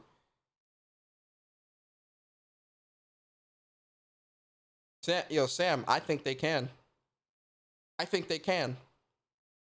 The reason why I think they can, Sam, is because their output, it's not like they just putting out low budget, low quality shit, right? No. Insomniac is putting out high quality shit. Sucker Punch is putting out high quality games, high quality stuff. This ain't no bullshit we talking here, Sam. We talking high quality games here. They could definitely take that spot. I think they definitely could take that spot, personally speaking.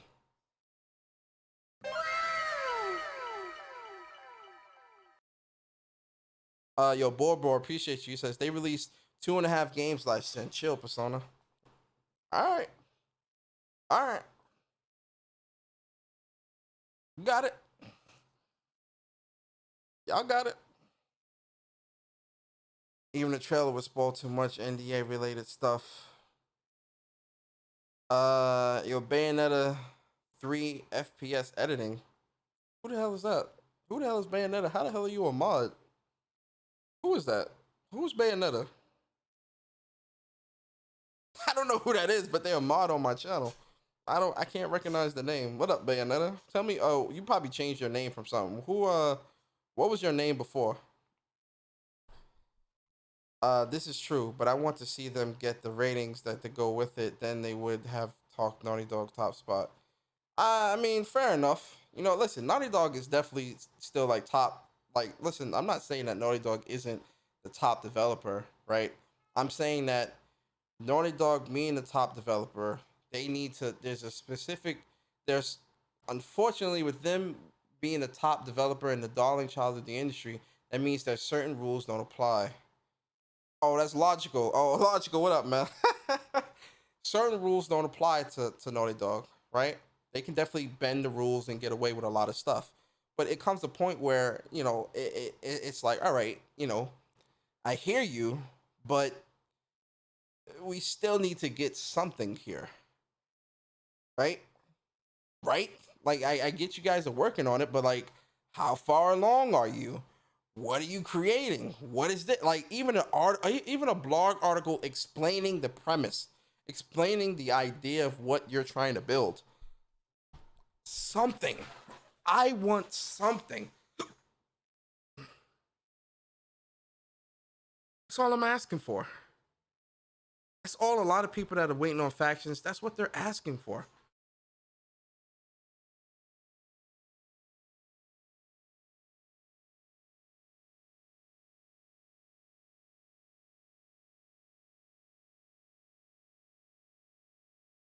But, you know, we'll see. We'll just have to wait. We'll just have to wait. Got no choice, right? But how long until people start really questioning what Naughty Dog is doing? Because you're going to have to give them that whole give them time. That whole give them time stuff is only going to work for so long, right?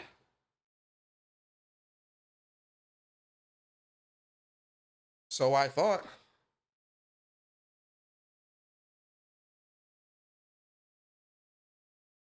So I'm kind of with you, bro. A proper update would go a long way. That's what I'm saying, Compost.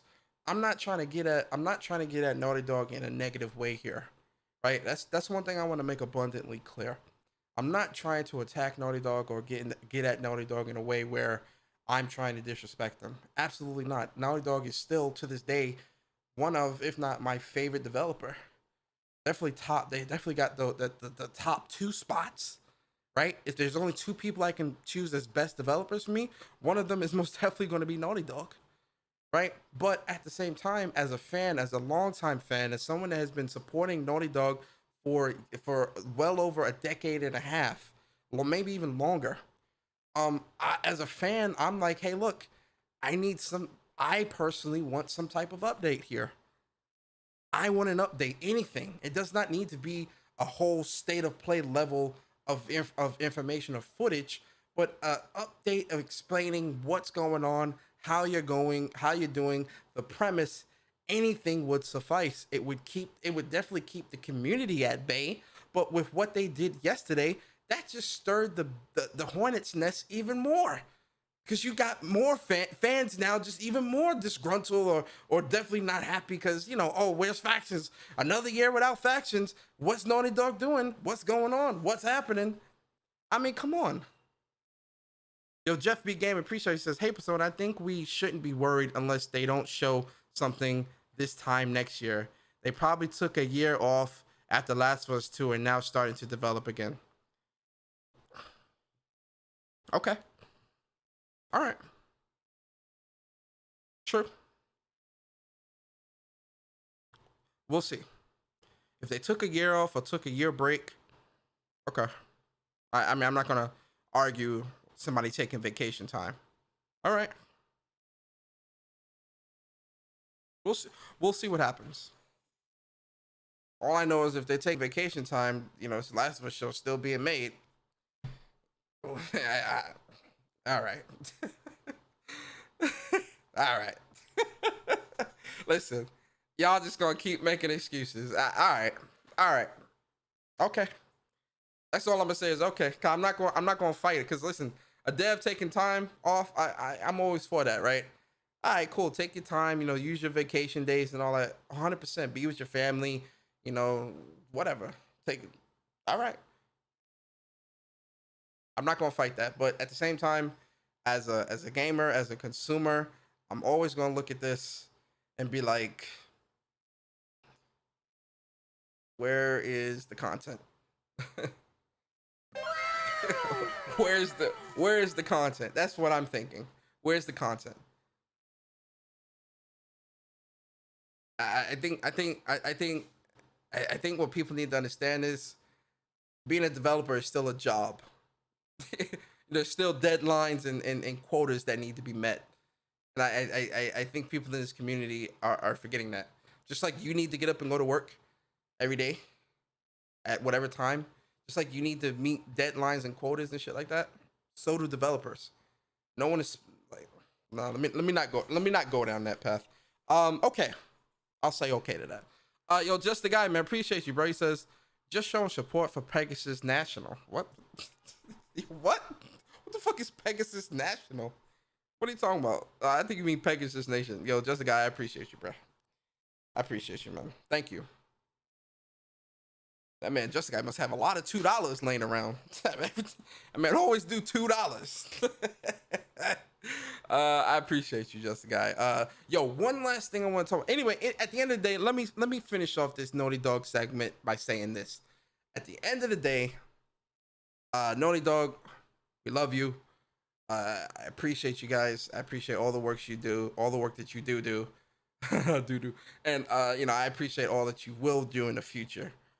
I'm just looking at this specific moment with an eyebrow raised, and I'm like, listen, I wish you would have given us more, especially in light of it being The Last of Us 2 day or Last of Us Day. That's all I'm saying. That's all I'm saying. I mean that with all respect. Honestly, I do. They keep hitting us with the please understand. Phil Collins, yo, listen. Phil Collins, you feel me, bruh? You feel me? Listen, please understand. All right. Please understand. 5 years later, I hope everyone still understands. Yo, Cooper Clips, what's good, bro? Yo, this last thing I wanted to talk about, this is kind of like a last minute thing, right? I just seen this on Twitter, like, no bullshit, like, like 20 minutes ago. I just seen this shit, right? Where I retweeted it. All right. Any of those companies? So, penis. I seen this from who posted this. Let me retweet. Let me show this off real quick. All right. So shout out to Andres Gutierrez, and he posted this clip from Sacred Symbol. Shout out to Colin Moriarty. Yo, listen, I've been a big fan of Colin for a long time, way back during his IGN days. I met Colin as well. He's back at PlayStation Experience 2015, I think it was the year or whatever. But I've met him. Really cool dude. I really like him. I like what he does in terms of gaming, right? And I do like a lot of the opinions that he has when it comes to gaming, because they kind of a lot of it tends to align with how I think as well. Right, so I seen this clip from Andreas, right, and I just wanted to play it, and I wanted to talk about this. I might get a couple y'all in here too. Let me see, but yo, I'm gonna play the clip. I may stop it. It's 2 minutes long, 2 minutes 17 seconds. I may stop it, just to give my perspective in the middle. But I wanted to play this, and I want to know what y'all think. And I'm gonna give my thoughts as well, right? But all right, let's play this clip real quick. Microsoft buying any of those companies would be fucking heinous, with a capital H. and it would make people hate Microsoft. No one is going to tolerate a reality in which Microsoft gets Take-Two and then takes Grand Theft Auto away from 150 million people that own GTA 5 or something like that. It's just nuts. Here's the fucking reality of the situation. Microsoft has done very little with studios that it has nurtured and founded itself. We stop right there. So I think you, and for those in the chat, you guys have seen this, but you know, there's definitely been a lot of people within the community kind of talking about, you know, how the acquisition talks start ramping back up, where you know people were saying, oh yeah, Xbox is going to acquire Take-Two, and oh, Xbox has got another big acquisition. I'm hearing that they're acquiring this. I'm hearing they're acquiring. You know, the acquisition talks start ramping up after the. Funny enough, they started ramping up after the PlayStation Showcase. You know, people started ramping up the acquisition talk, right? For Xbox, and you know, people were saying, oh yeah, they should buy Take-Two or Square or Sega. You know, and you know, I'm gonna give my thoughts on that portion of it in a second. But that's kind of, you know, Colin's kind of talking about acquisitions and Microsoft. But one of the things that he just said, where he speaks to how Xbox has cultivated, how Xbox has handled their cultivated studios, in-house studios, right? You know, he's absolutely right? And we can look at this from an actual physical perspective of, look, I mean, I hate to do this, but I mean, 343 in Halo. Look at the amount of stuff missing from that game. 6 years in development, 5 or however long in development. Look what's going on. Look at Rare. Where's what's it, Everwild or whatever? It got canned, or they didn't know what they were creating and all this. What's going on? Playground is really the only studio that's really putting out something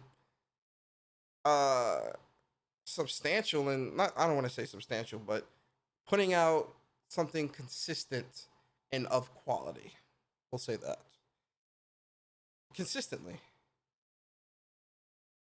When you start kind of going down the list, things start teetering off a bit. You know, Gears 5 with Coalition, that's decent, I guess. Can't speak to it too heavily, I guess. Right? There's a couple of things that's kind of like, in terms of Xbox's in-house studios, that kind of teeters off. So I get what he's saying, because you can see it. But let's continue. And it is going around and grabbing things off of the market because it cannot satiate that demand internally, and that is not a problem that is happening with PlayStation. And that is the two things that differentiate the two. But no one can go and say like Sony has gone and really injured other companies with their acquisitions. And I look at Xbox, there are some teams where I'm like, come on, man, you guys are just buying things. But why would you buy like Ninja Theory? That's a great question, Colin. Yeah, I hope we can get Colin on What's Up PlayStation, by the way. We got Mari, if you listen, we probably got to make that happen. Anyway, that's a great question, Colin. That's a great question. Because when you look at the type of games that Ninja Theory makes, matter of fact, scratch that. When you go back and look at the campaign that Ninja Theory was pushing through their dev diaries when it came to the development of Hellblade, and how they didn't want to be owned and they wanted to be independent, and you know, saying that they had to use their conference room as a mocap studio to get the game done, and all this other shit, right? You know, you had to commend that, because like, yo, they really script and scrapped and really tried to pull things together to put this game out. You wanted to support that. Like, I was happy to support them, because like watching their dev diaries and all that, the game looked great, by the way. And you know, it definitely looked like an interesting game that I wanted to try. And Hellblade is definitely a great game. But you know, I was proud to support those devs, man, especially watching those dev diaries. Then when the news came out that they got bought up by Xbox, and I'm like, huh? What? That threw me off guard, because I'm just like, so then what was all that bullshit you was talking about in your dev diary? Was that just some bullshit to get some sales out of PlayStation gamers? Because, you know, acquisitions don't just happen overnight. So what the hell was all that in the dev diary? That's where I lost respect for Ninja Theory, because I'm like, you don't sell me the sob story and this bullshit just to then be acquired. And it's like, well, damn, what the hell was all that in the dev diary about you wanting to maintain independence? But then here's the thing, and this is where I say Ninja Theory is definitely feeling themselves, because they showed Hellblade 2 in 2019. Yo, real talk, Ninja Theory is moving. Yo, listen, they showed Hellblade 2 in 2019. Y'all remember? All that bullshit, right? They showed all that, got people hyped. We ain't seen shit since. Every time they have come out on stage or gotten in front of a camera since that initial announcement, it has been to tell the community they need more time. It has been for them to talk about building a new studio and building this other game and Bleeding Edge and this, all this bullshit, but ain't talking about Hellblade 2. Why you announce it? Why'd you announce it? Why?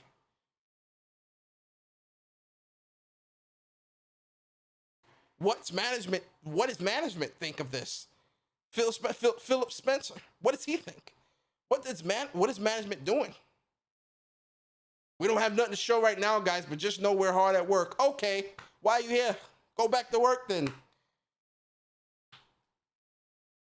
What was the point of that? What was the point of Double Fine? I mean, obviously Psychonauts 2 is really great, but in terms of culture. And so Very true. Double Fine is not that's not an Xbox studio type of studio. You get what I'm saying? With what the Xbox demographic likes and tends to buy, Psychonauts 2 ain't it. With all due respect to Tim Schafer and to the Double Fine team, I love you guys. But in that Xbox camp, that's not a game Xbox people gravitate towards, because when they were looking at games like Ratchet and Clank and Ratchet and Clank and not Drawn to Death.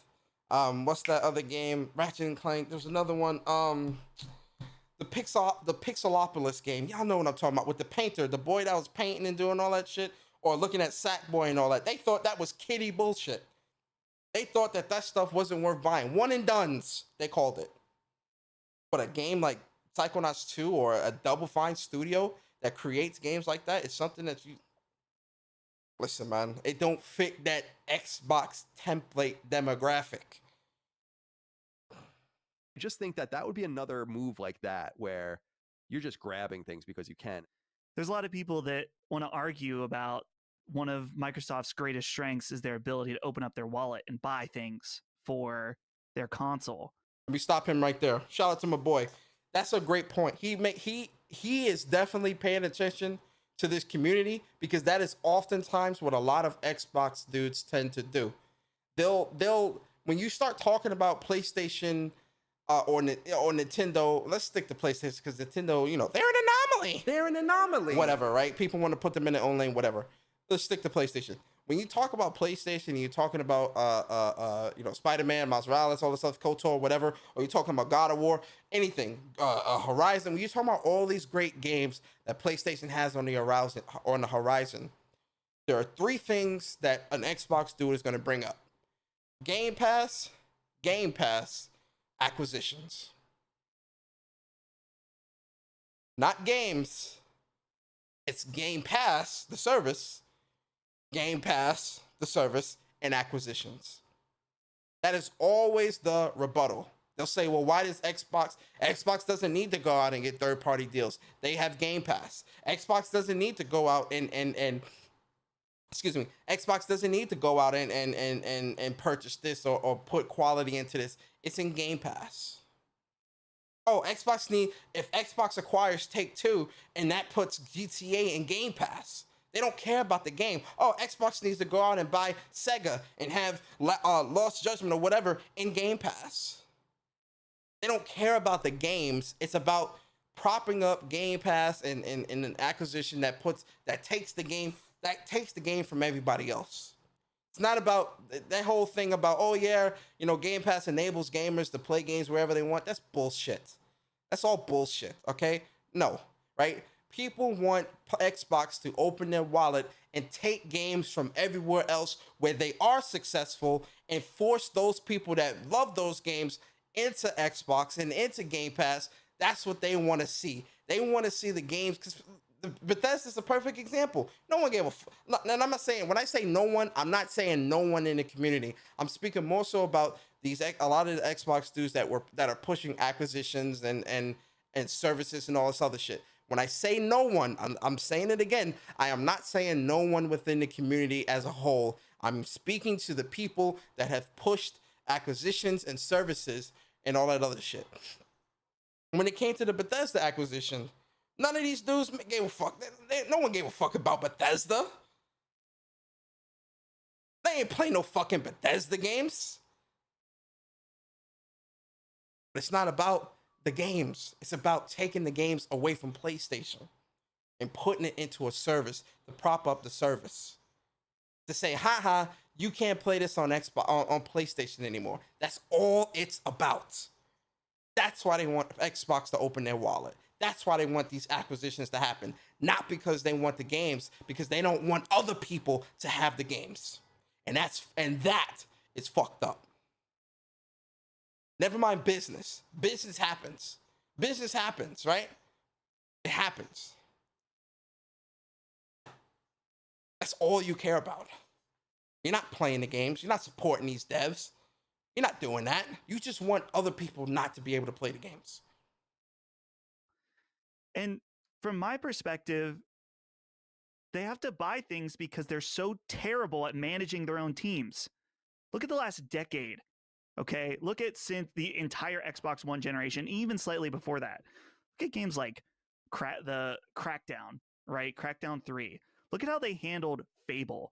Look at how they handled their most valuable IP with Halo since Bungie's been gone.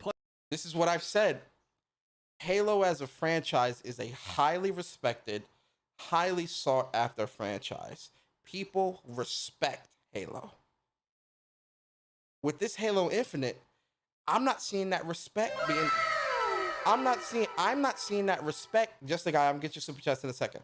I'm not seeing that respect being put into that game, into that franchise. Where's the respect for Halo?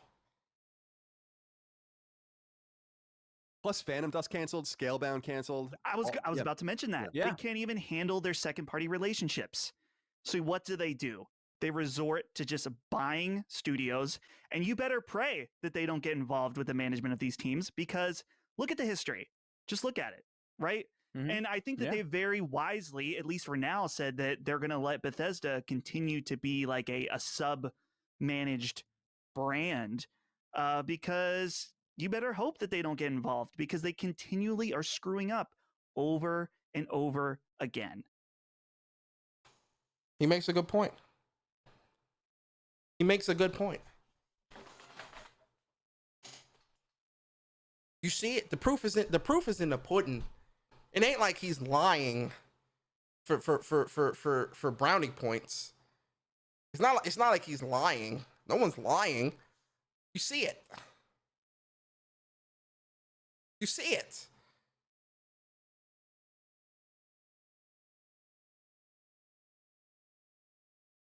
It's not, and that's with all due respect, but you see it in the way these games are releasing or how they're not releasing, or the state these games are releasing in. What is management doing or not doing? What is going on? It's crazy, bruh.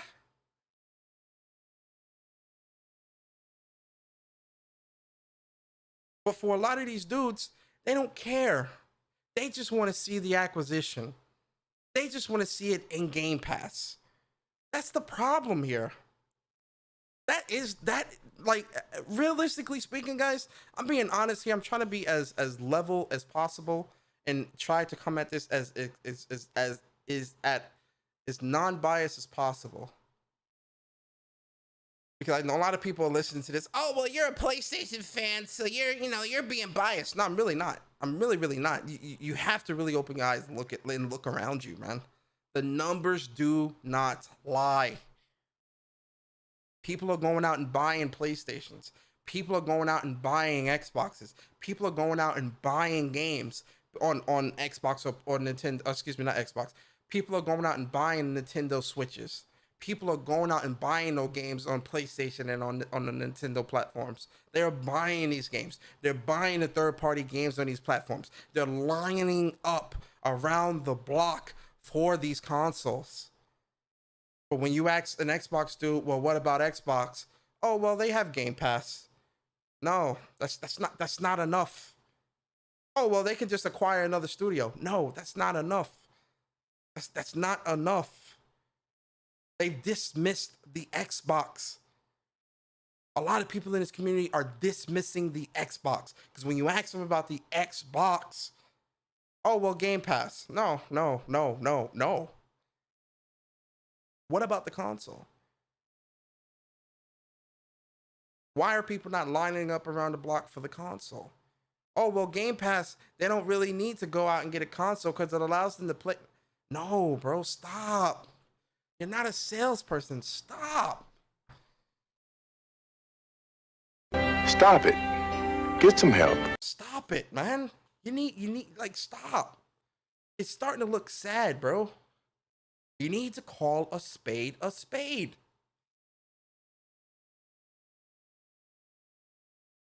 They can't do that. Anytime you ask them about the Xbox, they go to Game Pass. Anytime you ask about a game, they go to Game Pass. Stop it, bro. It's getting sad. It's getting sad, man. I'm being serious. Like I'm really coming at this wholeheartedly. It really looks sad at this point, man, because you cannot dismiss an entire demographic of people because your console is not selling. The service won't substitute for that. You see it in the sales. You see it in the business moves.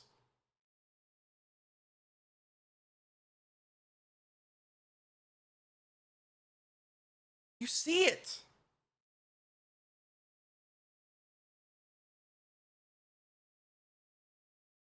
I want to hear y'all thoughts real quick. Let me get Just the Guy super chats real quick. Yo, Just the Guy, appreciate you, man. He says Gears 5 for trash. The last good one was 3. Just the Guy, did you play Gears 5? And appreciate you for the $5 super chat. He says, you talking about console? Concrete Genie. Thank you, Just the Guy. Yes, Concrete Genie. That's what I was talking about. Gears 5 died the fastest, even though it was on PC and phones day one. Rip X. Yo, Just the Guy, you are crazy, bro. This guy, Just the Guy, is crazy. But yo, listen, I'm about to jump into Discord.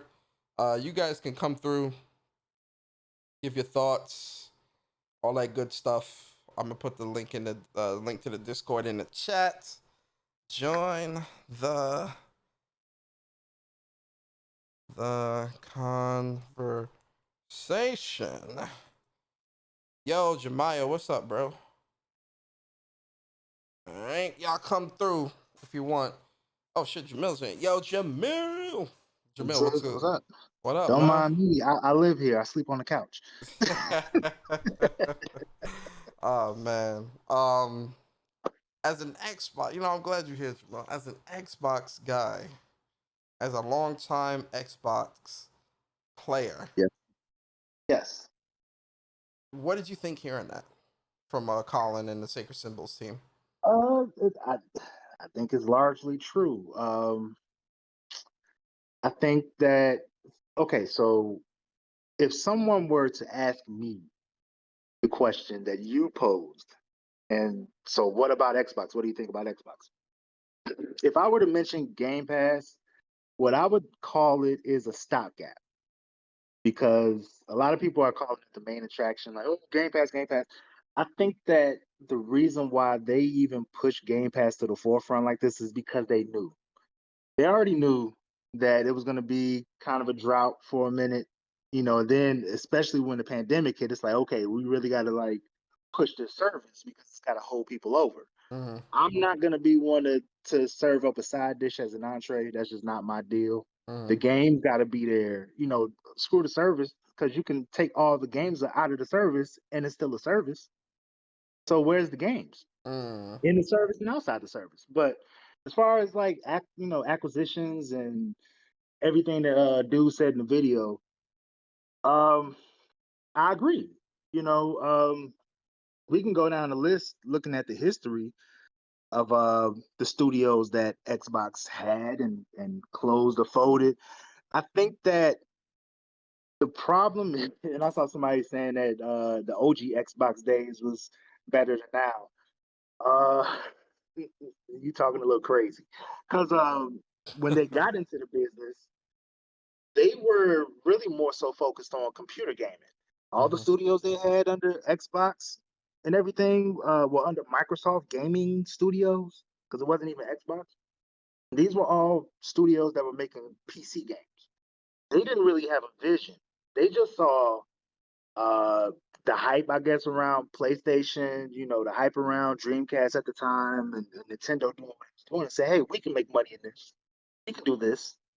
Microsoft is not a gaming company; it's a software company. So I think they never had the vision really until you had certain people in management positions, and then those people, went on to do other things and left. I think that it's always going to be a management issue with Xbox until they have somebody that I think has a gaming type of mentality. I think Phil Spencer he's his own worst enemy because I think he has that, but I think he cares too much about being liked. My infamous gripe with Phil Spencer goes back to me tweeting him a long time ago, and he actually responded. But I laid in on him. I said, you got to pay attention to the people that you shining the light on. These people are ridiculous. There's some of us out here, me included, that really do like the brand, really do play the games. We're invested, and we feel like a minority because you find the village in you. I've sat here and got Phil Spencer on my friend list, and I sit there and I see who he be in a party with sometimes. And I'm like, how did he find this village in you? How is this person in a party playing a video game with Phil Spencer? That means you have Phil Spencer's ear. He's too worried about being liked by the community instead of pumping out these games, doing what's best for the community instead of glad handing the community. So, I got a lot I can say about it. Yeah, I think it's one of those. Yeah, I think it's one of those things where and Jamil, you've known me a very, very long time, way back there in the Facebook days. So you already know the true back and forths with the whole PlayStation versus Xbox thing. So when I say this, I mean it. The route Xbox is going now, it's just not something I could get on board with. Back in the day, it was more entertaining, the back and forth. Now it's just sad. Yeah, that's nothing to go back and forth about. No, there really isn't. But it's like when you look at what Xbox has been doing, right? And this isn't a shit on Xbox type of, like, I'm not trying to shit on them, but when you look at what Xbox has been doing the past 3 years, let's give or take 3 years, as just a gamer, as just someone looking, you have to look and be like, what the hell is going on? Yeah. And we still don't know. And your answer can't be Game Pass. That's the thing here for the community, for the community side of things. If someone is asking you what's going on, your answer can't be Game Pass. No. That's not how this works. That's a communication issue. That's my issue because they're too busy trying to glad hand with the community and do all this other stuff and be liked and talk to everybody. When the honest answer, when people say what's going on with Xbox, what you should say is, well, we acquired this studio this year, whatever. All these acquisitions you did in 2018 and 2019. It takes time. It really honestly takes time to churn out these games. Now, That's not me making an excuse. That's how game development works. I would be honest and say, hey, we have some good partnerships coming up. We got some games coming from our own studios, whatever. Here's what's coming down the line for the next couple years, through our publishing arm, this, that, and the third, and then our studios will start kicking in. You don't just say, we got all these games and we got Game Pass and everything's coming to Game Pass. And it's true, but it's not. Everything is coming to Game Pass, yeah, but when? 2025? 2024? And somebody like me is not going to get fooled by that. Now, see, the only reason I'm still playing Xbox is because I have, if you go on my gamer tag, I don't hide from anybody, the uppercase J, you will see my years, 18 years. So I got too many games to just turn my back on. I got too many friends that I've known for decades that I play with on there. It's too much to just walk away, so I'm invested. Now I can, that's why I have all the platforms, because I don't want to miss out on anything. Mm-hmm. But, at this point, I'm in too deep. So I need something. And I'm not going to lie to myself to try to just, give myself some therapy and, go in the echo chamber in a village, somewhere and say, hey, everything's great. We got Game Pass coming. Mm-hmm. Like, no, okay, what's coming on Game Pass? Yo, Jamil, I wish you would join one of these Twitter spaces. They don't want me in there. Hey, I need you in one of these Xbox centric Twitter spaces, because that's where the true comedy starts. Man, Jamil will give him 5 seconds or less. Yo, they kicking him Yeah, out. they don't want to hear that. Once you start talking, they they kicking him out, bro. Once you start talking. Yeah, you can't speak the truth. Let me get these other guys. Yo, Link, what's good, bro? What's up? What's up? How you feel about what Colin and the Sacred Symbols team? How do you feel about what they said? He's really honestly saying things that I was thinking, and I really agree with him.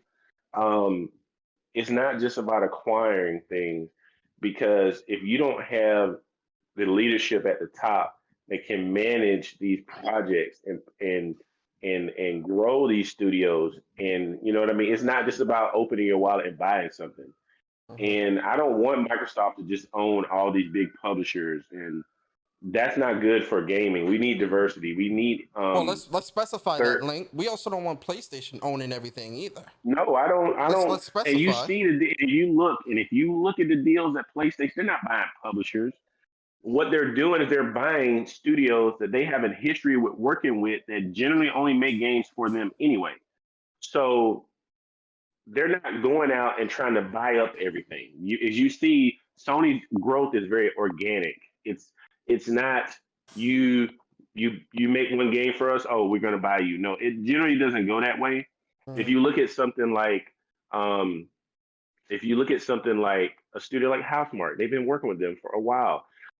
I'm cool with acquisitions like that. When you're talking about buying publishers and taking whole catalogs of games away from Nintendo and Sony, you know what I mean? Like, that's where you get into a situation where they're trying to force Game Pass on you, because if they own everything, if they own the majority of the big time publishers, and you are a fan of those games, you're not going to have a choice but to play, on their platform. And maybe that's what they're trying to do. But as you can see, I remember that quote from Steve Jobs, Microsoft just doesn't, you can't just go out here and buy stuff. You gotta, where's your culture? You know what I mean? And where's your leadership? And you can hear, you remember the story where Shuhei played God of War and was like, nah, man, that ain't it. He told the team, go back and you got to rework some stuff here. This is not fun. I don't see Phil Spencer doing that. I see him just saying, put that shit out. You know what I mean? When it's ready, put it out. I don't care. There's no way he played, the Crackdown they put out, not the demo they showed off with all the destructibility. He put, and said this is on the level of a Halo or a, you know what I mean? Like, so the issue is at the top with the leadership and their willingness to accept anything, and their inability to manage these studios, to get products out in a timely manner. They've made all these acquisitions. Where are the games? You know what I mean? So I understand people saying, oh, you got to be patient.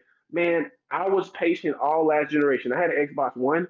I wanted to buy games on it, but they weren't putting anything out that I wanted to buy. So then why'd you So buy? it's So not then that why? I Hold on, let me stop you there. So then why'd you buy an Xbox Series X?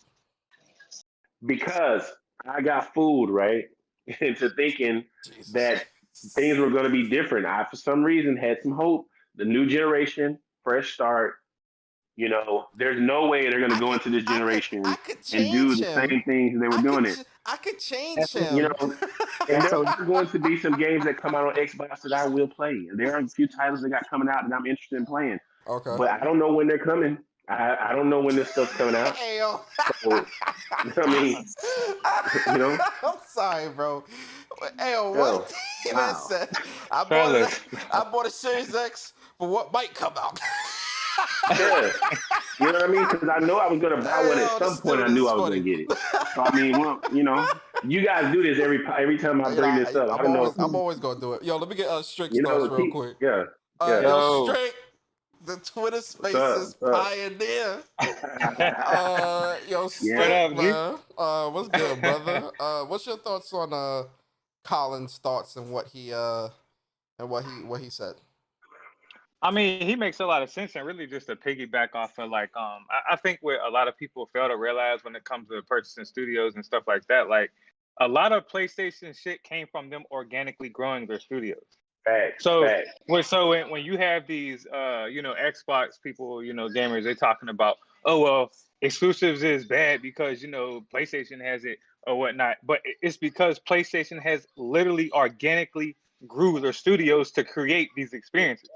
Xbox is going out, or Microsoft is going out purchasing studios, hoping that they can create experiences to keep people. There's a difference. Mm-hmm. You know what I'm saying? And so when you organically grow something, like imagine you having your own business, you finally get it to where you want, and then somebody be like, oh well, you need to give us half of it because you know what I'm saying, just for shits and giggles. Nah, nigga, like I grew this bitch, so no. You know what I'm saying? So that's what it's coming down. That's what it comes down to for me personally. I hear you, bro. Yo, Court, man, Mr. Stealth, bro. What's your thoughts on what Colin and the Sacred Symbols team had to say about the acquisitions and all that stuff?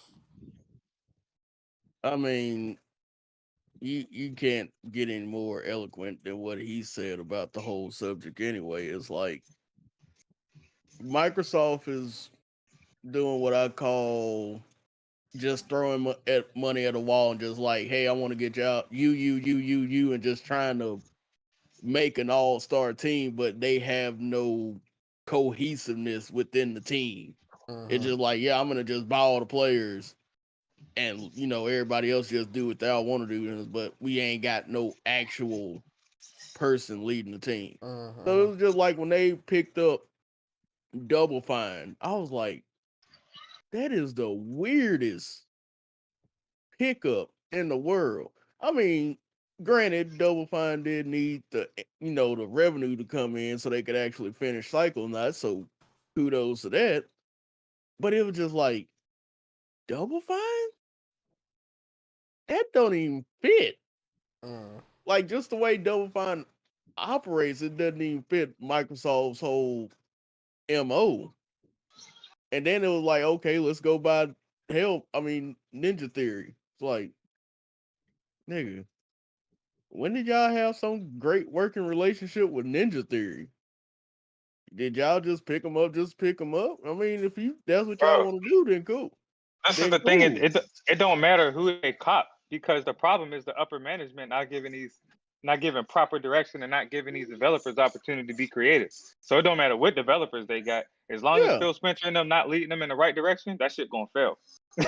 No, and that's what I'm saying. It's like just buying up.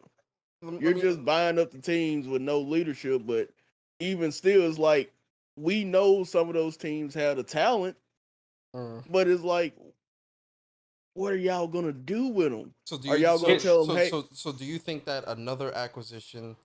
So do you think another acquisition is what Xbox needs to do, or do you think that they need to kind of clean what house?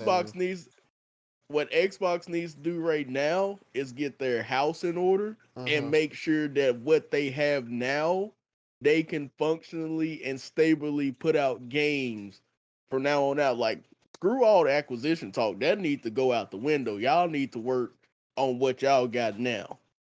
If y'all got 23, 25 studios, whatever it may be, right? Work on that. Don't go buying other motherfuckers to add to the fold, but you ain't worked on the motherfucker that you got now. Like, just stop buying shit. Like, it's cool to say, oh yeah, I got LeBron James, I got Harden, I got this guy, all on one team. Is like, okay, that's cool and all, but do they have any cohesive function? Put pieces together and complement each other. Cohesive functions. You using good words. I'm telling you, it's from the top. The leadership there is just terrible. You know. Let me get. Oh, I thought Broken Saint was in here. Okay, never mind. The leadership, yeah. Let me ask y'all. I mean, yeah, I agree with a lot of what y'all are saying, and I agree with Colin and the Sacred Symbols team. This is stuff. That's the thing. This is stuff that we've been saying a long time. You know, this ain't new, right? But I'm happy that more prominent people within the industry or within the community are saying this, because it gives it you know, when people like that are saying it because of their social status and things like that, people tend to listen without looking at it as a bias, right? Right. And you know, it's not just, you know, oh yeah, I just want PlayStation to be the best and not have this. No, it's looking at what Xbox has been doing again for the last 3 years. It does not look to be panning out in the best way for the gamer, right? And I know people like to use Game Pass this, Game Pass that, and now I don't have to buy games and all that, but that's not in my opinion, that is not the mentality or the route I would want my consumer base to be moving in when it comes to how they view games, because that could be detrimental to the community to the industry as a whole. I mean, just let me say this too. After you're done, love it. No, go ahead. Just look at Lost Judgment in the UK, and granted, I know UK is different from America and blah blah blah whatever, but you know, 90% of the sales are on PlayStation as opposed to Xbox. Come on. And it's funny, man. You may have to fact check me on this just to make sure, but if I'm not mistaken, I mean, we all know Forza, Gears, and Halo is their top 3 games or whatever. But look, check this out. If I'm not mistaken, I think Forza is the only game they really developed into being what it is. Because didn't they buy Halo, or wasn't Halo already made before they purchased the developers? It was, So when you look back, what IP did they actually cultivate and make it a really, really long-lasting IP for Xbox? Didn't they create Gears as well, though? No, Epic was Epic. Oh, Epic. yeah, They didn't own that. Cliffies, baby. Yeah. Forza's the only game. Forza's the only game. I don't know if you guys remember, Gears was going to be, they were working on the Gears for PS3 before Microsoft decided to swoop in and buy them. Ooh, so imagine if Gears was on PlayStation. Ooh. They got a playable version of it out there. Go ahead and put that demo out on PlayStation. Let me play that real quick. Oh man. Forza's the only game. Forza's the only game they actually created and cultivated into something. And that's a racing game. Not taking nothing from it, but let's just keep it a buck, bro. So then, when you really peel back the layers and think about it, and I don't want this to come off super negative, guy. And I'm not saying that for y'all on the panel. I'm saying that for the listeners and the lurkers. Cause I know a lot of people are gonna take what I say out of context, right? And I'm just saying, I'm not trying to say it's being super negative, right? But when you really peel back the layers, what the hell did Xbox bring to the industry? I'm sorry, bro. But Persona, let's go back. Let's go back in history real quick, because while Forza might be their longest lasting, actual Microsoft IP, when they first came out with the Xbox, right? They had a whole bunch of IPs that literally had one game and they ain't never touched again. Let me make a quick correction. Bungie was acquired in 2000 and Halo came out in 2001. Also, Halo was supposed to come out on the Dreamcast, but Halo was supposed to drop on Dreamcast? You think that would have saved Sega if it did? Halo was supposed to be an RTS to begin with. Oh Lord, have mercy, no. Yo, let me get Queso's thoughts. Yo, King Queso, what's good, bro? Queso, what up, G? What's up? What's up? What's up? Hey, we gotta hop on that Rocket League strip when we get the chance, baby. Shit, holla at me, bro. You know where Yeah. I'm at. Yes, sir. But anyway, yeah. Kiso, what's your thoughts on this whole what Colin said with the Sacred Symbols team and whatnot? I agree, but I think for Xbox, for Microsoft, it's necessary evil. What do you mean by that? Can you explain? They need content for Game Pass, whether it be, curating within their own studios or just buying, IPs and publishers. This is what it is. I remember when Microsoft had Windows phones. You know what I'm saying? I don't know if everybody else does. But they had, of course, y'all had one. Yeah, they had the Windows phones. And they were trying to put some, proprietary things on Windows phones. The Windows don't, and then the Windows phones didn't sell, so they were like, you know what, forget it. We putting all our apps everywhere. Forget it. I kind of see the same thing going with Xbox. They're gonna say, you know what, y'all not buying our hardware, forget it. We going everywhere. You know what I'm saying? You see what Phil Yeah. Spencer has said on a numerous of occasions, where he said we want Game Pass on everywhere, including Everywhere. PlayStation and Nintendo. You see the documentation from the Epic case where they said where Right. Phil was trying to, I agree. So I think, for Xbox, it's a necessary evil. Do we want them to? No. Do we want Sony or Nintendo to do? No. But at the same time, I think for them it's a necessary evil. If they feel like they don't have the time to curate their own, IPs and everything, then of course, they just gonna open the pocketbook, the wallet, or whatever, and buy everybody else. Simple as that. Hey, if we can't make them, we'll find somebody who will, and just buy them. is that good for the gaming industry as a whole though? I'm gonna say no because you can kind of see what's going on with the movie industry as well. Remember, when Disney and HBO Max and all them would say, you know what, well, we'll just put everything on streaming platforms. The theaters was like, nah, we're not having that. Absolutely not. The actors, was like, nah, we're not having it because at the same time, yeah, you make a lot of streams, but it's not the same. But it's not the same kind of money you're going to make, going to a theater. Yeah, developers might, get money off Game Pass and other streaming platforms, but at the same time, it's not the same as people like us, gamers buying their games at retail price. At the end of the day, a developer would much rather you buy the game for $60 or $70 than $10 to $15. Exactly. I mean, it's the same reason why Disney already said, hey, going forward, all our movies are going to theaters. Plain and simple. Don't even worry about it. Don't even second Disney guess. also is partnering with PlayStation to get on that Wolverine. I'm sorry, let me shut up. Oh, and KOTOR. I'm sorry, let me shut up. I mean, but I am concerned about Xbox. I like this is the first time I've been worried about Xbox. I'm not an Xbox gamer per se, but I want the gaming industry, in totality to continue to grow because I love this industry. I love the hobby and everything. I don't understand what's going on over there. I don't even understand how PlayStation was able to get Square Enix pretty much, back on their side of Final Fantasy. Because Xbox, like I remember, I forgot the E3, but they announced, Final Fantasy 13 is also coming to Xbox. Kingdom Hearts is not coming to Xbox. Now all of a sudden, it's like a pendulum shift happened where Square Enix, was kind of getting in bed with Xbox, and now they're not. So I don't, you know what it is? I don't know what's going on with Phil. Ain't nobody buying stuff over there. They saw them Game Pass numbers. So niggas wasn't playing Final Fantasy 7 through 12. It was like, never mind. So I'm saying, so if you look at that, that's why I'm concerned. I'm like, all right, well, if Xbox see studios don't want to partner with us no more, then we'll just buy you. So that's why I'm concerned. Like I'm a little worried about what's going on right now. Yeah, I can see what you mean by that, where you wouldn't want them to be acquired per se.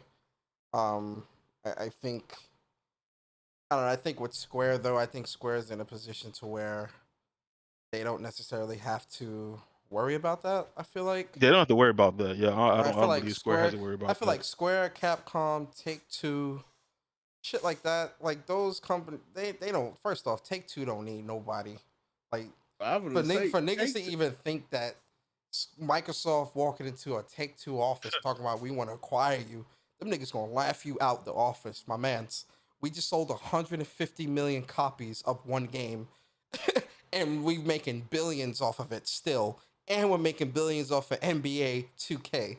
We don't need you, nigga. Get out my office, bro. Like, Take-Two is like the last company that I could ever see someone going in and acquiring. Not saying it can't happen, but you're gonna be paying a pretty penny for that. We're not talking 10 or even 15 billion. We're talking, Disney acquiring Fox level money, like 60 or 70 billion, 100 billion even, if that. Yeah, Niggas not I, paying that, I'm man. I'm looking at 100 billion plus just off the rip because, bro, Yeah, it ain't no that's what happened. way you better take the whole domination that they have over the NBA license plus GTA. Nah, That's too much money. They not. no. Don't they That. own Gearbox too? Yeah, Yep. Yeah, they gonna take all Hey, that. Now, no, I got something it. like. Go ahead, straight. No, I was just saying I got to get up out of here. I got a wife and kids. You feel Oh, me? So, respect that, man. hey, Respect your y'all, time. Respect y'all be my easy, bro. time. I got a yep. wife Hey, and you kids. had to pull up and show love to my guys. You Oh already yeah, know, man. man. Appreciate you, straight. Have a good evening, G. All right, No brother. doubt. All right, chat. But no, it's the whole thing with Microsoft, man, is like they have so much. You know how like PlayStation has dead IPs, right? Uh-huh. They have enough people or enough teams as is. They have enough IPs in their back pocket that they They ain't never own touched. Rare. Yeah, but they Yeah, don't own all the licenses under Rare. Nintendo still But they owns own a like lot of things though. yeah, yeah, like like the one thing people Perfect want Dark back and is. Banjo. But people really want GoldenEye, but that's still owned by Yeah, Nintendo. but it's like okay, and that's the thing. Like with Rare, the Rare that we knew back then during the Nintendo generation is not the same Rare that we have right now. Oh no, those guys are No. gone. During Yeah, it, yeah. Ken So Live I'm and all that stuff. Yeah. So everybody's like, but it's Rare. But like, yeah, this ain't the same Rare. It's like this is a totally different Rare. There's two totally different, same company name, just two totally different functions at this point. Yeah, damn But sure my ain't the thing same Rare. is, when the Xbox came out, they had a whole bunch of games that made people want to go buy them. Like Xbox had an exclusive football game that they created. People like, oh snap, they got a football game. Let me go get this. Like, oh snap, they got this. They got Bloodweight. They got Crimson Skies. They got Mechasalt. They got this. They got that. Of course, then Halo popped up. It's like you have all this, and the 360 came out, and you get the JRPG crowd going because you actually go out and fund the whole creation of Mistwalker just to make one game that y'all will never use again out of Lost Odyssey. It's a shame. Like, think about that. You went and literally funded the creation of a whole studio, like Square Enix level studio, to make Lost Odyssey, and y'all just let that shit go. Crazy. Like, bro, y'all got the whole world in y'all hand, and y'all don't even know it if y'all just use what you got. But no, y'all just like, no, we're gonna go buy Bethesda because we know we can pull in the Fallout, Elder Scrolls crowd, the Quake crowd, the Doom crowd, the Arcane crowd that loves Prey, and can I say something a little controversial? go ahead. I think with Fallout and Elder Scrolls, I think those might come back and bite them bite them in the ass a little bit, because I don't think as many people as they think are gonna switch over will switch. They sold a lot of copies of those games on PlayStation. Yeah, but how many of those PlayStation people do you think will switch? I don't know. There's only one way they'll switch, and that's if it's more games than just that, and Yeah. they've yet to prove that. Now, if you That's what got I'm saying. 5 to 10 games that you can count on, start now. Like if Halo comes out and actually does well, then 2-3 years down the line, when we're talking about the next Elder Scrolls game, you can still look back and say, yeah, we have Halo and this and that came years before. So it's got to be more than just that. Yeah. Yeah, but that's what I'm saying. I'm looking at it like, because Starfield, Starfield, that's a new IP. So, I think that Bethesda name, that'll definitely pull a lot of people in off of the strength of that. But, I think when it comes to moving units with that, I don't think it will. But when it comes to Elder Scrolls, that being like one of the biggest games of all time, a lot of people love that game. I know a lot of people are definitely going to move over with that, or grab a Xbox or whatever, or play it on PC or whatever. But I'm just wondering how many people would actually buy Xbox over PlayStation just for Elder Scrolls. That's my thing. I'm looking at it like, if they're not seeing the numbers that they would normally see with it being on all platforms, would Microsoft be like, you know what? It is you know, like, hey, PlayStation, you know, we were just kidding, right? You know, we was, hey, big head. Hold on, let me get the super chat real quick. Lord, Yo, not the big Andrew head. Wilkins, appreciate you, bro. He says Clifford B mad Microsoft changed the RAM on a 360 before it released. If he didn't do that, 360 would have ran much worse. Oh wow, damn. Go ahead, Court. You wanted to say something else? No, I was just Oh, you okay. saying bringing up the old big head line. I'm like, Lord, that's Flashback City right there. Hey, What you big doing, big head? head. Like, You know how forget chicks it. be. Nah, When they like, want you, move on, pimp. when they want you to take them to McDonald's to get a quick, to get a meal real quick. Hey, big Like, head, nah. what you doing? You want to chill? But, I'm hungry. but now it's like, I mean, because you know, after their whole acquisition, they went ahead and been like, oh, we're gonna drop Quake. It's like, that's cool. Y'all drop Quake. I mean, which I bought it because for Quake. Trust me. look, I bought it because it was Quake. I ain't even gonna front. It's Quake. Yeah. I like them old school games, but Mhm. at the same time, it's like, oh, so that's what y'all. This what y'all meant by legacy games that's been out for damn near 20 years. 3 decades. shit you was playing on the goddamn Windows 95 and shit. Like, oh, okay, that's what Right, you meant. like,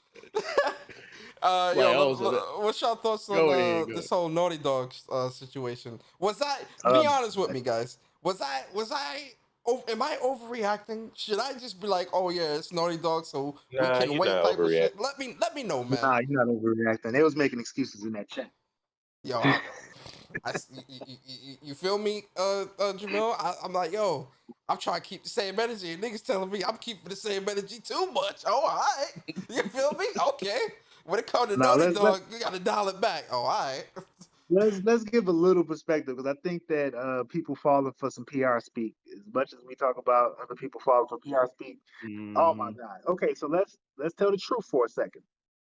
I'm not even gonna get into Naughty Dog starting to milk stuff because they are a milk factory. But anyway, as soon as they released the remastered version of The Last of Us, they began production on The Last of Us 2. So that was 2014. That was 2014. This is not, we go back to 2019 and talk about how they say, oh yeah, well, Factions, this, that, and the third. Factions was in the first one. They started development as soon as they released the remastered version in 2014. They stated that. So that game was in the making for 6 years. 6 years. They finally decided 5 years later that, oh, we're not gonna be able to do this with the main game. We're gonna make it separate. Come on now, yep. Come on, man. Oh man. Wow. I mean, Yeah. it's true though. Yeah. It means the truth. I mean, for me personally, I was just like, as soon as they started off the weekend with, "Hey, we got new merch," I'm like, "Well, you know what this might is? as well hang this up." It's just some bullshit. All right, y'all got it. Like I was like, maybe they'll say something on Sunday, which they did, but it was one of those. But it wasn't. It wasn't like nothing substantial. It was the kind they thought that. Oh yeah, we're working on it. We're hiring people.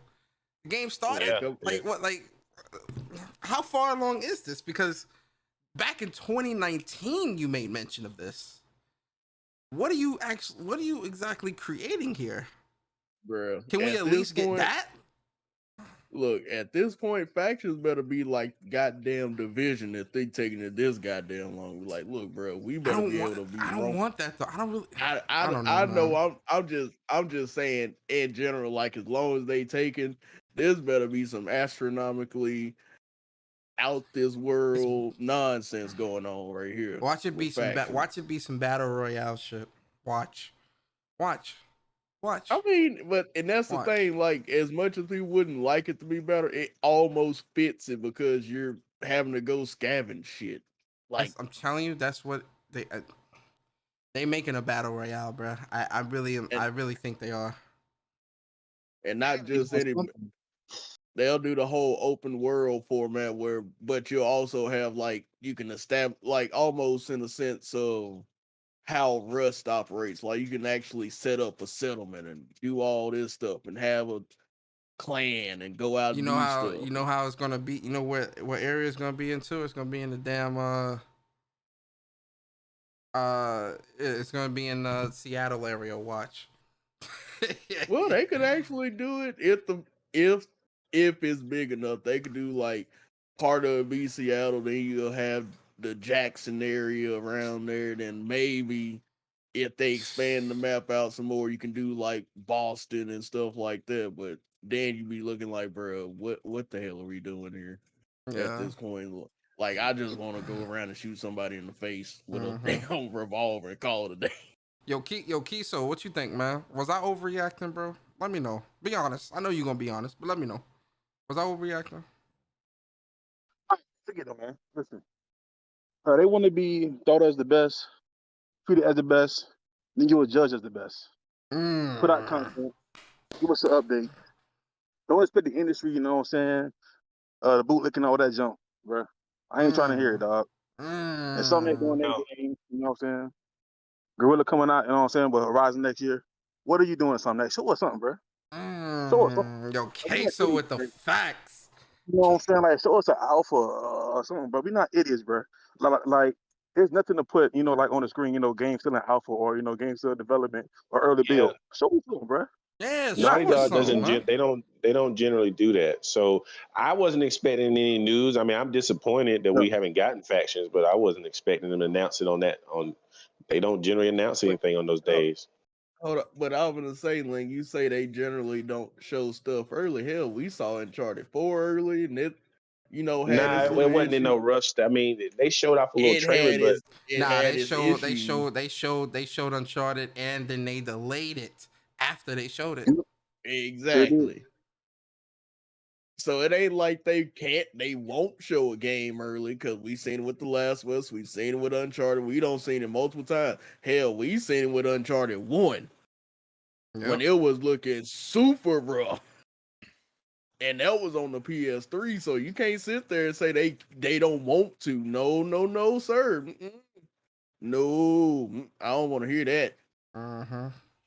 all I'm saying is I'm disappointed, because I want factions. I just I wasn't expecting to get any announcement about factions. I feel like they're gonna save that for one of the PlayStation showcases or something like that. I don't think, because I think it's gonna be a standalone game. It's not gonna be like a free multiplayer update that they put out like they did with Ghosts. I think this is going to be a standalone title that they're expanding on and going to make it into a full game. So I think that's why the development process, I think it went from being an add-on to The Last of Us Part 2 to becoming its own thing. But I am disappointed that we're not hearing anything about it. I mean, they're not telling us anything. Clearly, if they're still hiring for it, it's pretty far out. So, you know, they're not off the hook by any means. So, I mean, that's just what I think. Okay, I respect it. Yo, Wolflo, what's your thoughts? What's good? Yo. What's up, man? Tales of Arise Platinum in the books. Very nice. Congratulations, sir. Welcome to the club. I agree with you 1,000% on all this shit. Like, I don't think you've ever been more on point in this podcast, from like Phil Spencer to Microsoft to this. Like, everything that pretty much you said.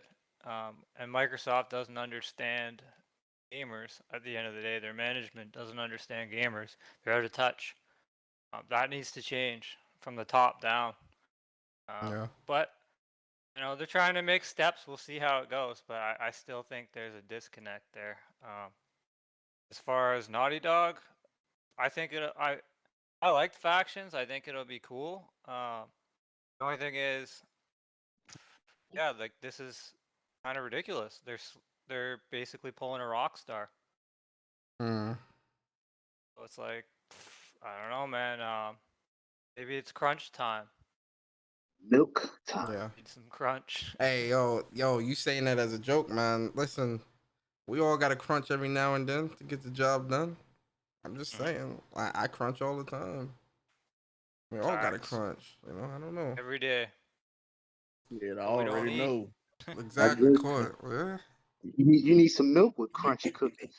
Yeah, we uh, know what's gonna happen, right? You need milk with the crunch. So what are we gonna get? Last of Us 2 special edition. We'll get something. director's cut. Director's cut. Last of Us 2 director's cut. some we'll get something. Cause look, again, going back to the time frame. I went all the way back to 2014. So we could talk about after what was it that came out? What was the Uncharted game? Was it Lost Legacy? Yeah. Yeah. But Lost Legacy came out a year after. Okay, so when that game came out, they had the studio's full attention. 2 years before they announced that. But faction was gonna be that's the thing though. While they were making Uncharted 4 and Lost Legacy, they were also making Last of Us Part 2 all at the same time. Right. Whole time, but then they had the studio's full attention after Lost Legacy. Yeah. So you had 2 years where you had the entire Naughty Dog team working on The Last of Us 2, and then they decided, well, Factions is not going to be a part of it. And in 2021, you're still hiring for Factions, and I'm trying to And figure it's out in did development? I don't know. Something Early in development. Something no sense. I don't know, man. Something no. You know, something studios not are always set- not- hiring not- while their game is in development. I get that, but Even something Santa not- Monica is hiring right now. Something not sounding right to me personally. Yeah, There's something don't at sound right. 2000, how many people They- was developing Last of Us 2 towards the end? Was it like 2000 or something like that? It's like Where are y'all getting this 2000 number from? I don't No, remember because that. they're adding in the 2000? support. Let me go look. Oh, you studios and adding stuff. support studios? Okay. I mean, no, that's if, what I'm saying. if we just talking, but let's just talk Naughty Dog staff. We talking We're talking like 350, maybe 400 people. yeah, something like that. So it's like but see, this is what I'm saying about this gen as opposed to last gen. When you But- look last gen again, they did Uncharted 4. A year later, Lost Legacy, and then 3 years later, Last of Us Part 2. Mhm. All within that gen. Yeah, which is still impressive. Two years later. But you know they're working year on, going on 2 years later, almost. but Go ahead. yeah, you know they're working on they got Faction they're working on, and supposedly they're working on a new IP. That's what That's all rumors say, but speculative until we. That's all correct. speculative until But we what get I'm saying is, confirmation. let me finish though. They have been known to take a long time making some of these games. I mean, all right. these Got it. guys Got it. they are perfectionists. Look at The Last of Us Part 2. All right. So Okay. we're gonna get it, but When you look at I don't other know when studios we're like gonna Sucker get it. Punch and Insomniac and their work output, that type of response don't fly no more. Link. That's the point. So I'm asking you a question. Do you can't- think a game like the games that Insomniac have the polish Insomniac makes Hold up, no. have the I know polish you- that I Last of Us Part no, 2? I'm not They even do gonna let you not. finish that. I'm They not, don't. see? They You see- don't. You see what you did there? They You see what don't. you just did They there? don't. You fucked I'm just up. gonna Hold tell on. you they don't. It's a fact they don't. They don't. Damn, Link. That's my Man. opinion. I'm just gonna tell you. I play these games. They don't have the polish. Wait. Okay, you look at a game like The Last of Us Part 2, the level of detail and the animations, and look at something like Miles Morales. Don't get me wrong, Miles Morales is an amazing game, but by no means is it on the technical level when it comes to the animations and the motion capture that Naughty Dog does with their games. It's not. I thought I had something to talk. You see, you already fucked up. You already fucked up. Now you're trying to diminish. No, I'm not. Yes, I'm just you telling are. you. Yeah, you are. Naughty Dog. Naughty Dog. No. Nope. It's Nope. it doesn't Nope. matter. It's my opinion. So Fuck I'm that. just telling you how I Fuck feel about that. it. Fuck that. Nope, it's my Mechanics. opinion. You can't sit there and diminish. I'm not diminishing them, yes, but you I are. feel like Yes, you are. I Yes, feel like you are. I feel Yes, like you are. Naughty Dog games are at a higher level. No, I do. No, Yeah. no. But you're diminishing. I do. You just tried to shit on Insomniac No. and Sucker Punch. I didn't And shit then- on them. Yes, you did. I Hold didn't on, even hold on. say I'm about I to didn't even explain bring it. Sucker. I didn't even bring Whoever Sucker you Punch brought into up. it. You said that. Whoever you brought up. I but said yeah, Insomniac. But I said Insomniac and Sucker Punch. You said they. They means them, which means Sucker Punch and Insomniac. What I'm trying to tell you is that no, I I'm feel about to like make my point.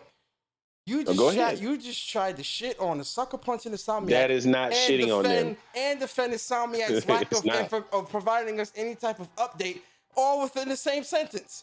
You sure you're not an Xbox guy? What the fuck? Are these games on Xbox? I don't know. Why you even asking this stupid question. You just tried to. How are you trying to diminish Insomniac and I defend personally Naughty feel Dog with some shit like that? What? Well, in my opinion, I feel like Naughty Dog games are higher quality than those games. I do. Okay, so That's that in my opinion. So does that mean that you're not old in update? Does that mean that you Does that shouldn't mean get an that update? what? No, you didn't hear all the other stuff I said. I'm heard all disappointed of by what not you getting said. any information from them. I But want to you know all- what's going on with the game. Okay, but there's a but, right? But go ahead, finish your sentence. But No, I finish the didn't have a sentence. but. Yeah, no, the but No, is it's not a I'm but. upset. This What's is the your but? but. I'm about to tell you what your but is. You said, "Oh yeah, I love Naughty Dog's game. They make excuse me. You're saying I'm upset, blah blah blah. But Naughty Dog makes the best games in the business, so I don't mind. They are my favorite Sony dev. I mean, I like their you don't games mind, better than the you other don't mind, developers. You don't mind waiting 2 or 3 or 4 years because you know that the game is gonna come out perfect. Well, if I was only waiting on their Can I games get a to yes play, or no? Can I get a yes? no. Can I get If a yes or no? You about to You go have into there this are long? other games. Go ahead. This is the only Sony first party dev. It doesn't matter. It's not. It doesn't matter. We're talking about Naughty Dog. I don't It doesn't only play matter. Naughty Dog games. It doesn't matter. We're speaking on Naughty Yeah, Dog. how does it does not matter? Because we're not talking about PlayStation's other studios. We are specifically speaking on Naughty Dog. When it comes to Naughty Dog, if they do not provide any update to you for the next 2 to 3 years, are you okay No with that? updates. Yes, No, are you I'm okay going to with be concerned. I'm going to be concerned with that. So then, why aren't you concerned now? It's been 2 years. I said I am. I want to know what's going on with the game, but I you're know still when they put it But you're out. still making excuse. But you're concerned. But you're still making excuses for them not providing information. Why? Because they're your favorite developer. Yes. I love their games, so you have a bias. So you have a bias. I might have a little bias. Yeah. Okay. So if Insomniac, Sucker Punch, or Sony Santa Monica, whoever did the same thing, would you have an issue?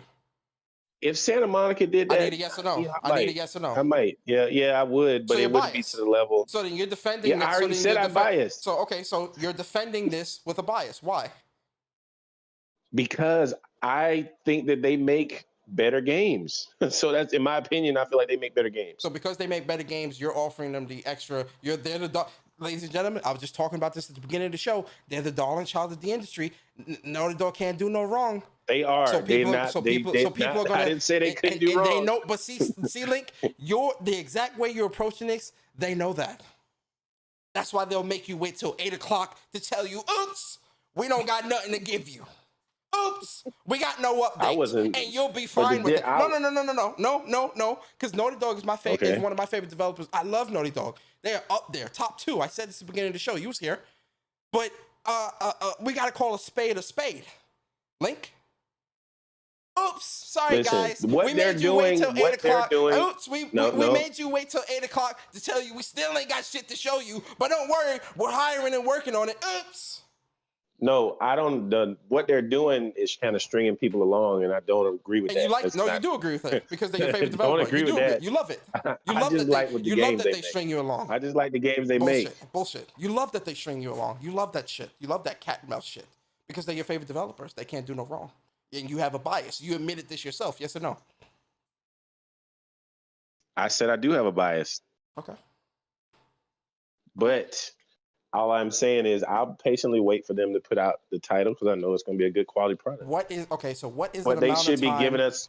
Let me ask you this question: what is an amount of time that you are going to wait before you question what the fuck they're doing? It doesn't seem like what they're working on is going to be coming That's not next the year. question. So That's not the question. I if asked you. they I don't asked give you a me, very if you've I'm known me for a answering it, long if they don't let time. me know by, you asked me what's the amount of time, so I'm thinking the game needs to be out by 2023. You're giving them another year and a half. Or, Hell, they're still. all right. They're, hey, all right. I don't think this game is you've coming. heard it here first. Link Yeah. is giving Naughty Dog another year and a half 2023. at minimum before they even mention what they're working on. You got it, Link. No, I'm talking Yeah. about the title being out. I said it needs to be out in 2023. I'm talking about it even being mentioned. Fuck it being Oh out. no, we need to know some substantial information next year. We need to know something. We And need if to you see don't some get, gameplay. if you don't get anything We next need- year, what are you going? How are you going to react? If I don't see some gameplay next year, I'm going to be concerned about what's going on, because at that point, I think we should at least see some gameplay. So, I mean, that's what I think. All right. I don't think we're getting this game next year. So, Okay. from what they're saying, it doesn't sound like this game is close to being finished. So, you know, All right. I mean, that was, you know, that's what I think. Okay. All right, Link. You got it, brother. Yo, CB3, I appreciate you, man, for the $5 super chat. He says, it's definitely Insomniac over Naughty Dog after the BS letter they put out yesterday. Insomniac is going to drop more games than them this gen. I think so. Of course they will. Oh, I know that. And, I mean, you're okay with that? I would rather have more Naughty Dog games than Insomniac games, but they're not living I'm just up being to a your realist. So they're not living up to that expectation for you, but you are going to give them a pass because they're your favorite studio, yes? I didn't say I was giving them a pass. I'm I mean, if asking. you look at the history of these two studios the last few years, I would expect Insomniac to have more games out than Naughty Dog. Okay. So the fact I'm that just going based off. Insomniac can give us teasers like they did with Wolverine, and Naughty Dog hasn't given us anything, that's not a problem to you, yes? I'm not worried right now. I'll just say that. Okay. All right. Not worried. Okay. I appreciate your honesty. And I appreciate you not backing down from your stance. You see, guys? Yeah. That's what gamers do. They don't back down from their stance, regardless who But questions everybody- their stance. yeah. Somebody would have backed down from that stance. You understand? I respect Link because he didn't back down from his stance. Respect the Link. Go ahead, Wolf. Yo, Link brought up that he doesn't expect that from this time of the generation. Well, how did they do last generation at the launch? I didn't say anything about it. I didn't say anything about the general. I said if you take their track record the past couple of years, I feel like Insomniac's going to have a higher output. Oh, that's what you meant. Okay.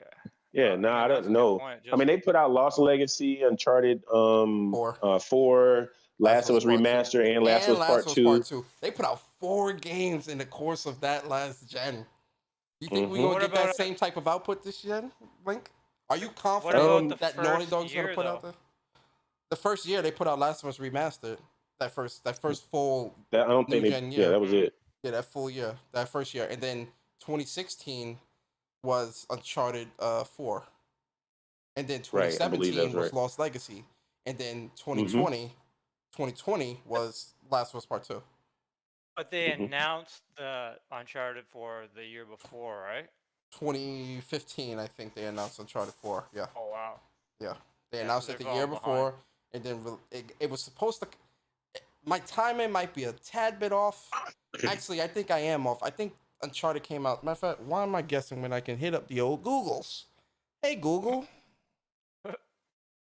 Uncharted 4 was 2016 Okay. when it came out. So I think it was announced in 2013. Mm.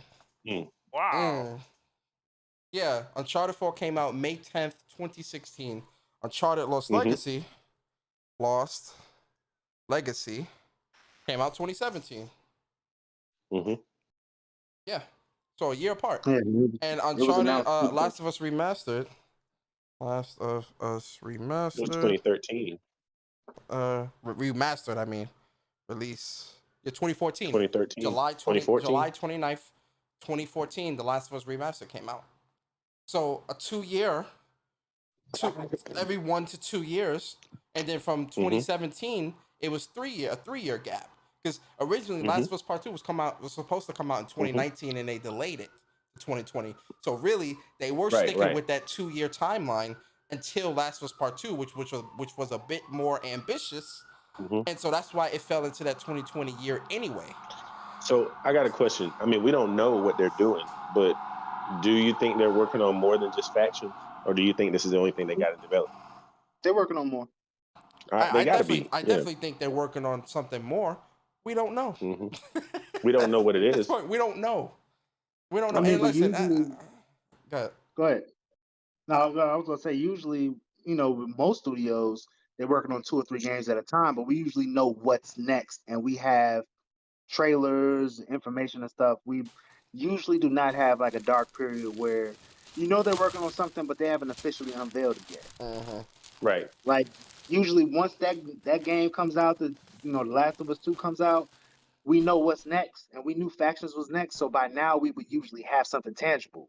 We So don't then when have Factions nothing. come out, by the time that come out, we know the next tangible thing. Like we don't know anything right now. We just know Factions is being made, but we don't even have official images or an official article talking about Nothing. the plan going There forward. was We have like nothing. some, when Naughty Dog's server, I think it was hacked or something. There was some rough Footage came out. Factions footage. Yeah, some rough footage, which That's obviously not shows it. that's not official, No, so no, we no. can't use that for anything. I know, but that was some. So obviously they're working on it, but it wasn't. From what that looked like, it wasn't nowhere close to being a complete guys. project. So Pre-alpha.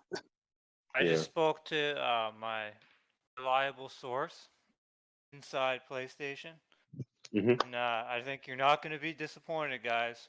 I mean, that's all I can say. That's it. I don't think we're going to be. I Wolflo don't think getting we his will be. insider on. I think it's going to be a substantial multiplayer. I do, but I'm gonna be honest, because people talking about, oh yeah, the TV show. I'm gonna be honest. I'd much rather have new games than a TV show. I'm gonna keep it a stack.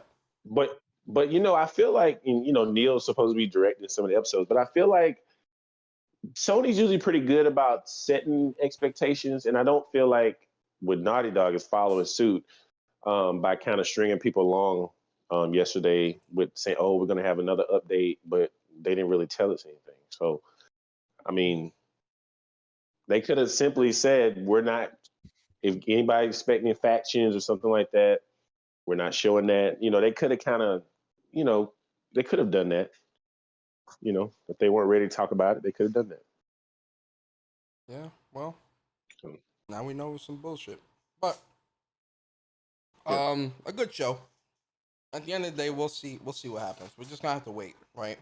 People keep saying, "Oh, just wait, it's coming." All right, I'm gonna wait and wait and wait and wait and wait and wait and wait, and we'll see what happens. Great. Yeah, this was a good show, man. I really enjoy y'all coming through. Let's get into these outros, man. Yo, Wolflo, give everybody your outro, bro. Greatness awaits. You already know. Guys, have fun. This is a great time for gaming, as far as I'm concerned. I'm not sure what I'm going to hop and do next, but I got lots of options. That's a fact. Yeah. I appreciate you, bro. Yo, King Kiso, man, give us your outro, bro. Hey man, it's your boy King Kiso, man. Find me on Twitter, PlayStation, same name. I might start finally making content on my channel. Start utilizing it again. I don't know, man. I'm getting kind of upset at what's going on in the industry in these current spaces and these current podcasts we got. So maybe time for change, man.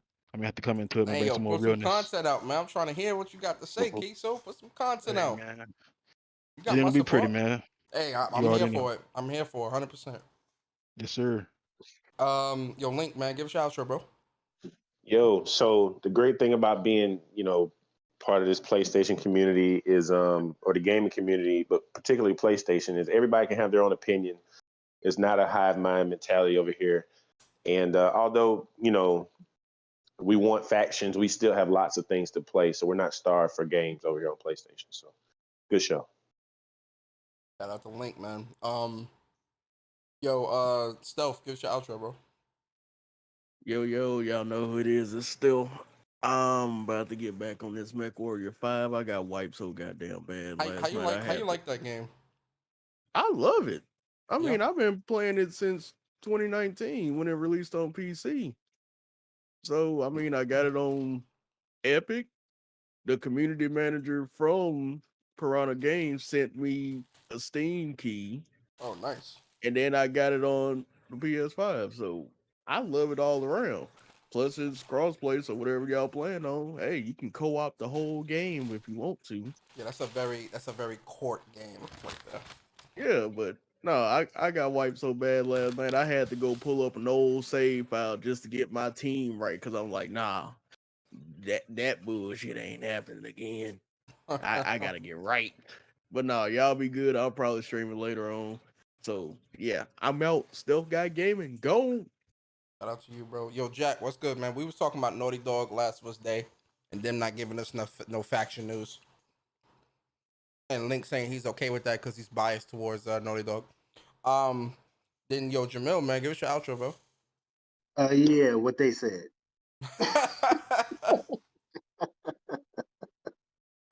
Nah. Yeah, I don't want to say y'all because I don't mean y'all, but y'all is in everybody that's seeking group therapy out there, everybody that likes echo chambers, everybody that's part of their village idiots with their citizenships. Y'all in trouble soon. Just wait until my 8-month-old gets out of her screaming phase so I can actually, do something. Y'all can Y'all better run. I got a wife and kids, man. It's hindering me. Respect my time. I got a wife and kids. I got a wife and kids, man. But as soon as she gets out this screaming phase, not even screaming, crying, but she likes her voice, so she screams. Oh yeah, I know them babies that they'll be sitting in the high chair, happy as fuck. Yeah, I know all about it, buddy. I know all about it. I got a 6-month-old, so yeah. Yeah, I don't want to be associated with you Xbox village idiots. So I'm gonna be a little harsh because tough love is needed. And you apologists, like a couple of y'all I saw in these comments talking about, well, maybe it was delayed because maybe Faction was delayed for this. Nah, man, no. Ghost of Tsushima did not need time to shine, so that's why they delayed Faction. That would imply Factions was available now. Oh, you remember when they were saying that? Oh my god. No, come on. Like I'm saying, y'all gonna have problems too. But that's it. What they said. Yeah, what they said. I ain't saying nothing. What they said. That's what I. Yeah. Shout out to please back. Yeah, shout out to Jamil. Shout out to everybody here, man. I appreciate y'all on the panel. Yo, everybody in the chat, man. I appreciate y'all. Round of applause for everybody. Yeah, I appreciate y'all. I hope y'all enjoyed Monday's show. Real quick, if you missed What's Up PlayStation podcast this past Saturday, me and Barry, we announced that our special guest for this week's show is going to be Sean Layden. So, yes, the Sean Layden. So, definitely tune in to What's Up PlayStation podcast this Saturday. It's going to be a good show. You're not going to want to miss that. I promise, guys. You're not going to want to miss that, guys. Do not miss that show. It is going to be good. Yes, we have the great Sean Layden coming through to the show. Man, I'm excited. But yeah, with that being said, guys, I hope you enjoyed this show. If you did, like, comment, subscribe. I'm about to chill for the night, man. Watch some Wire, eat my dinner. I appreciate y'all. And I'm out, man. Y'all be safe. Peace.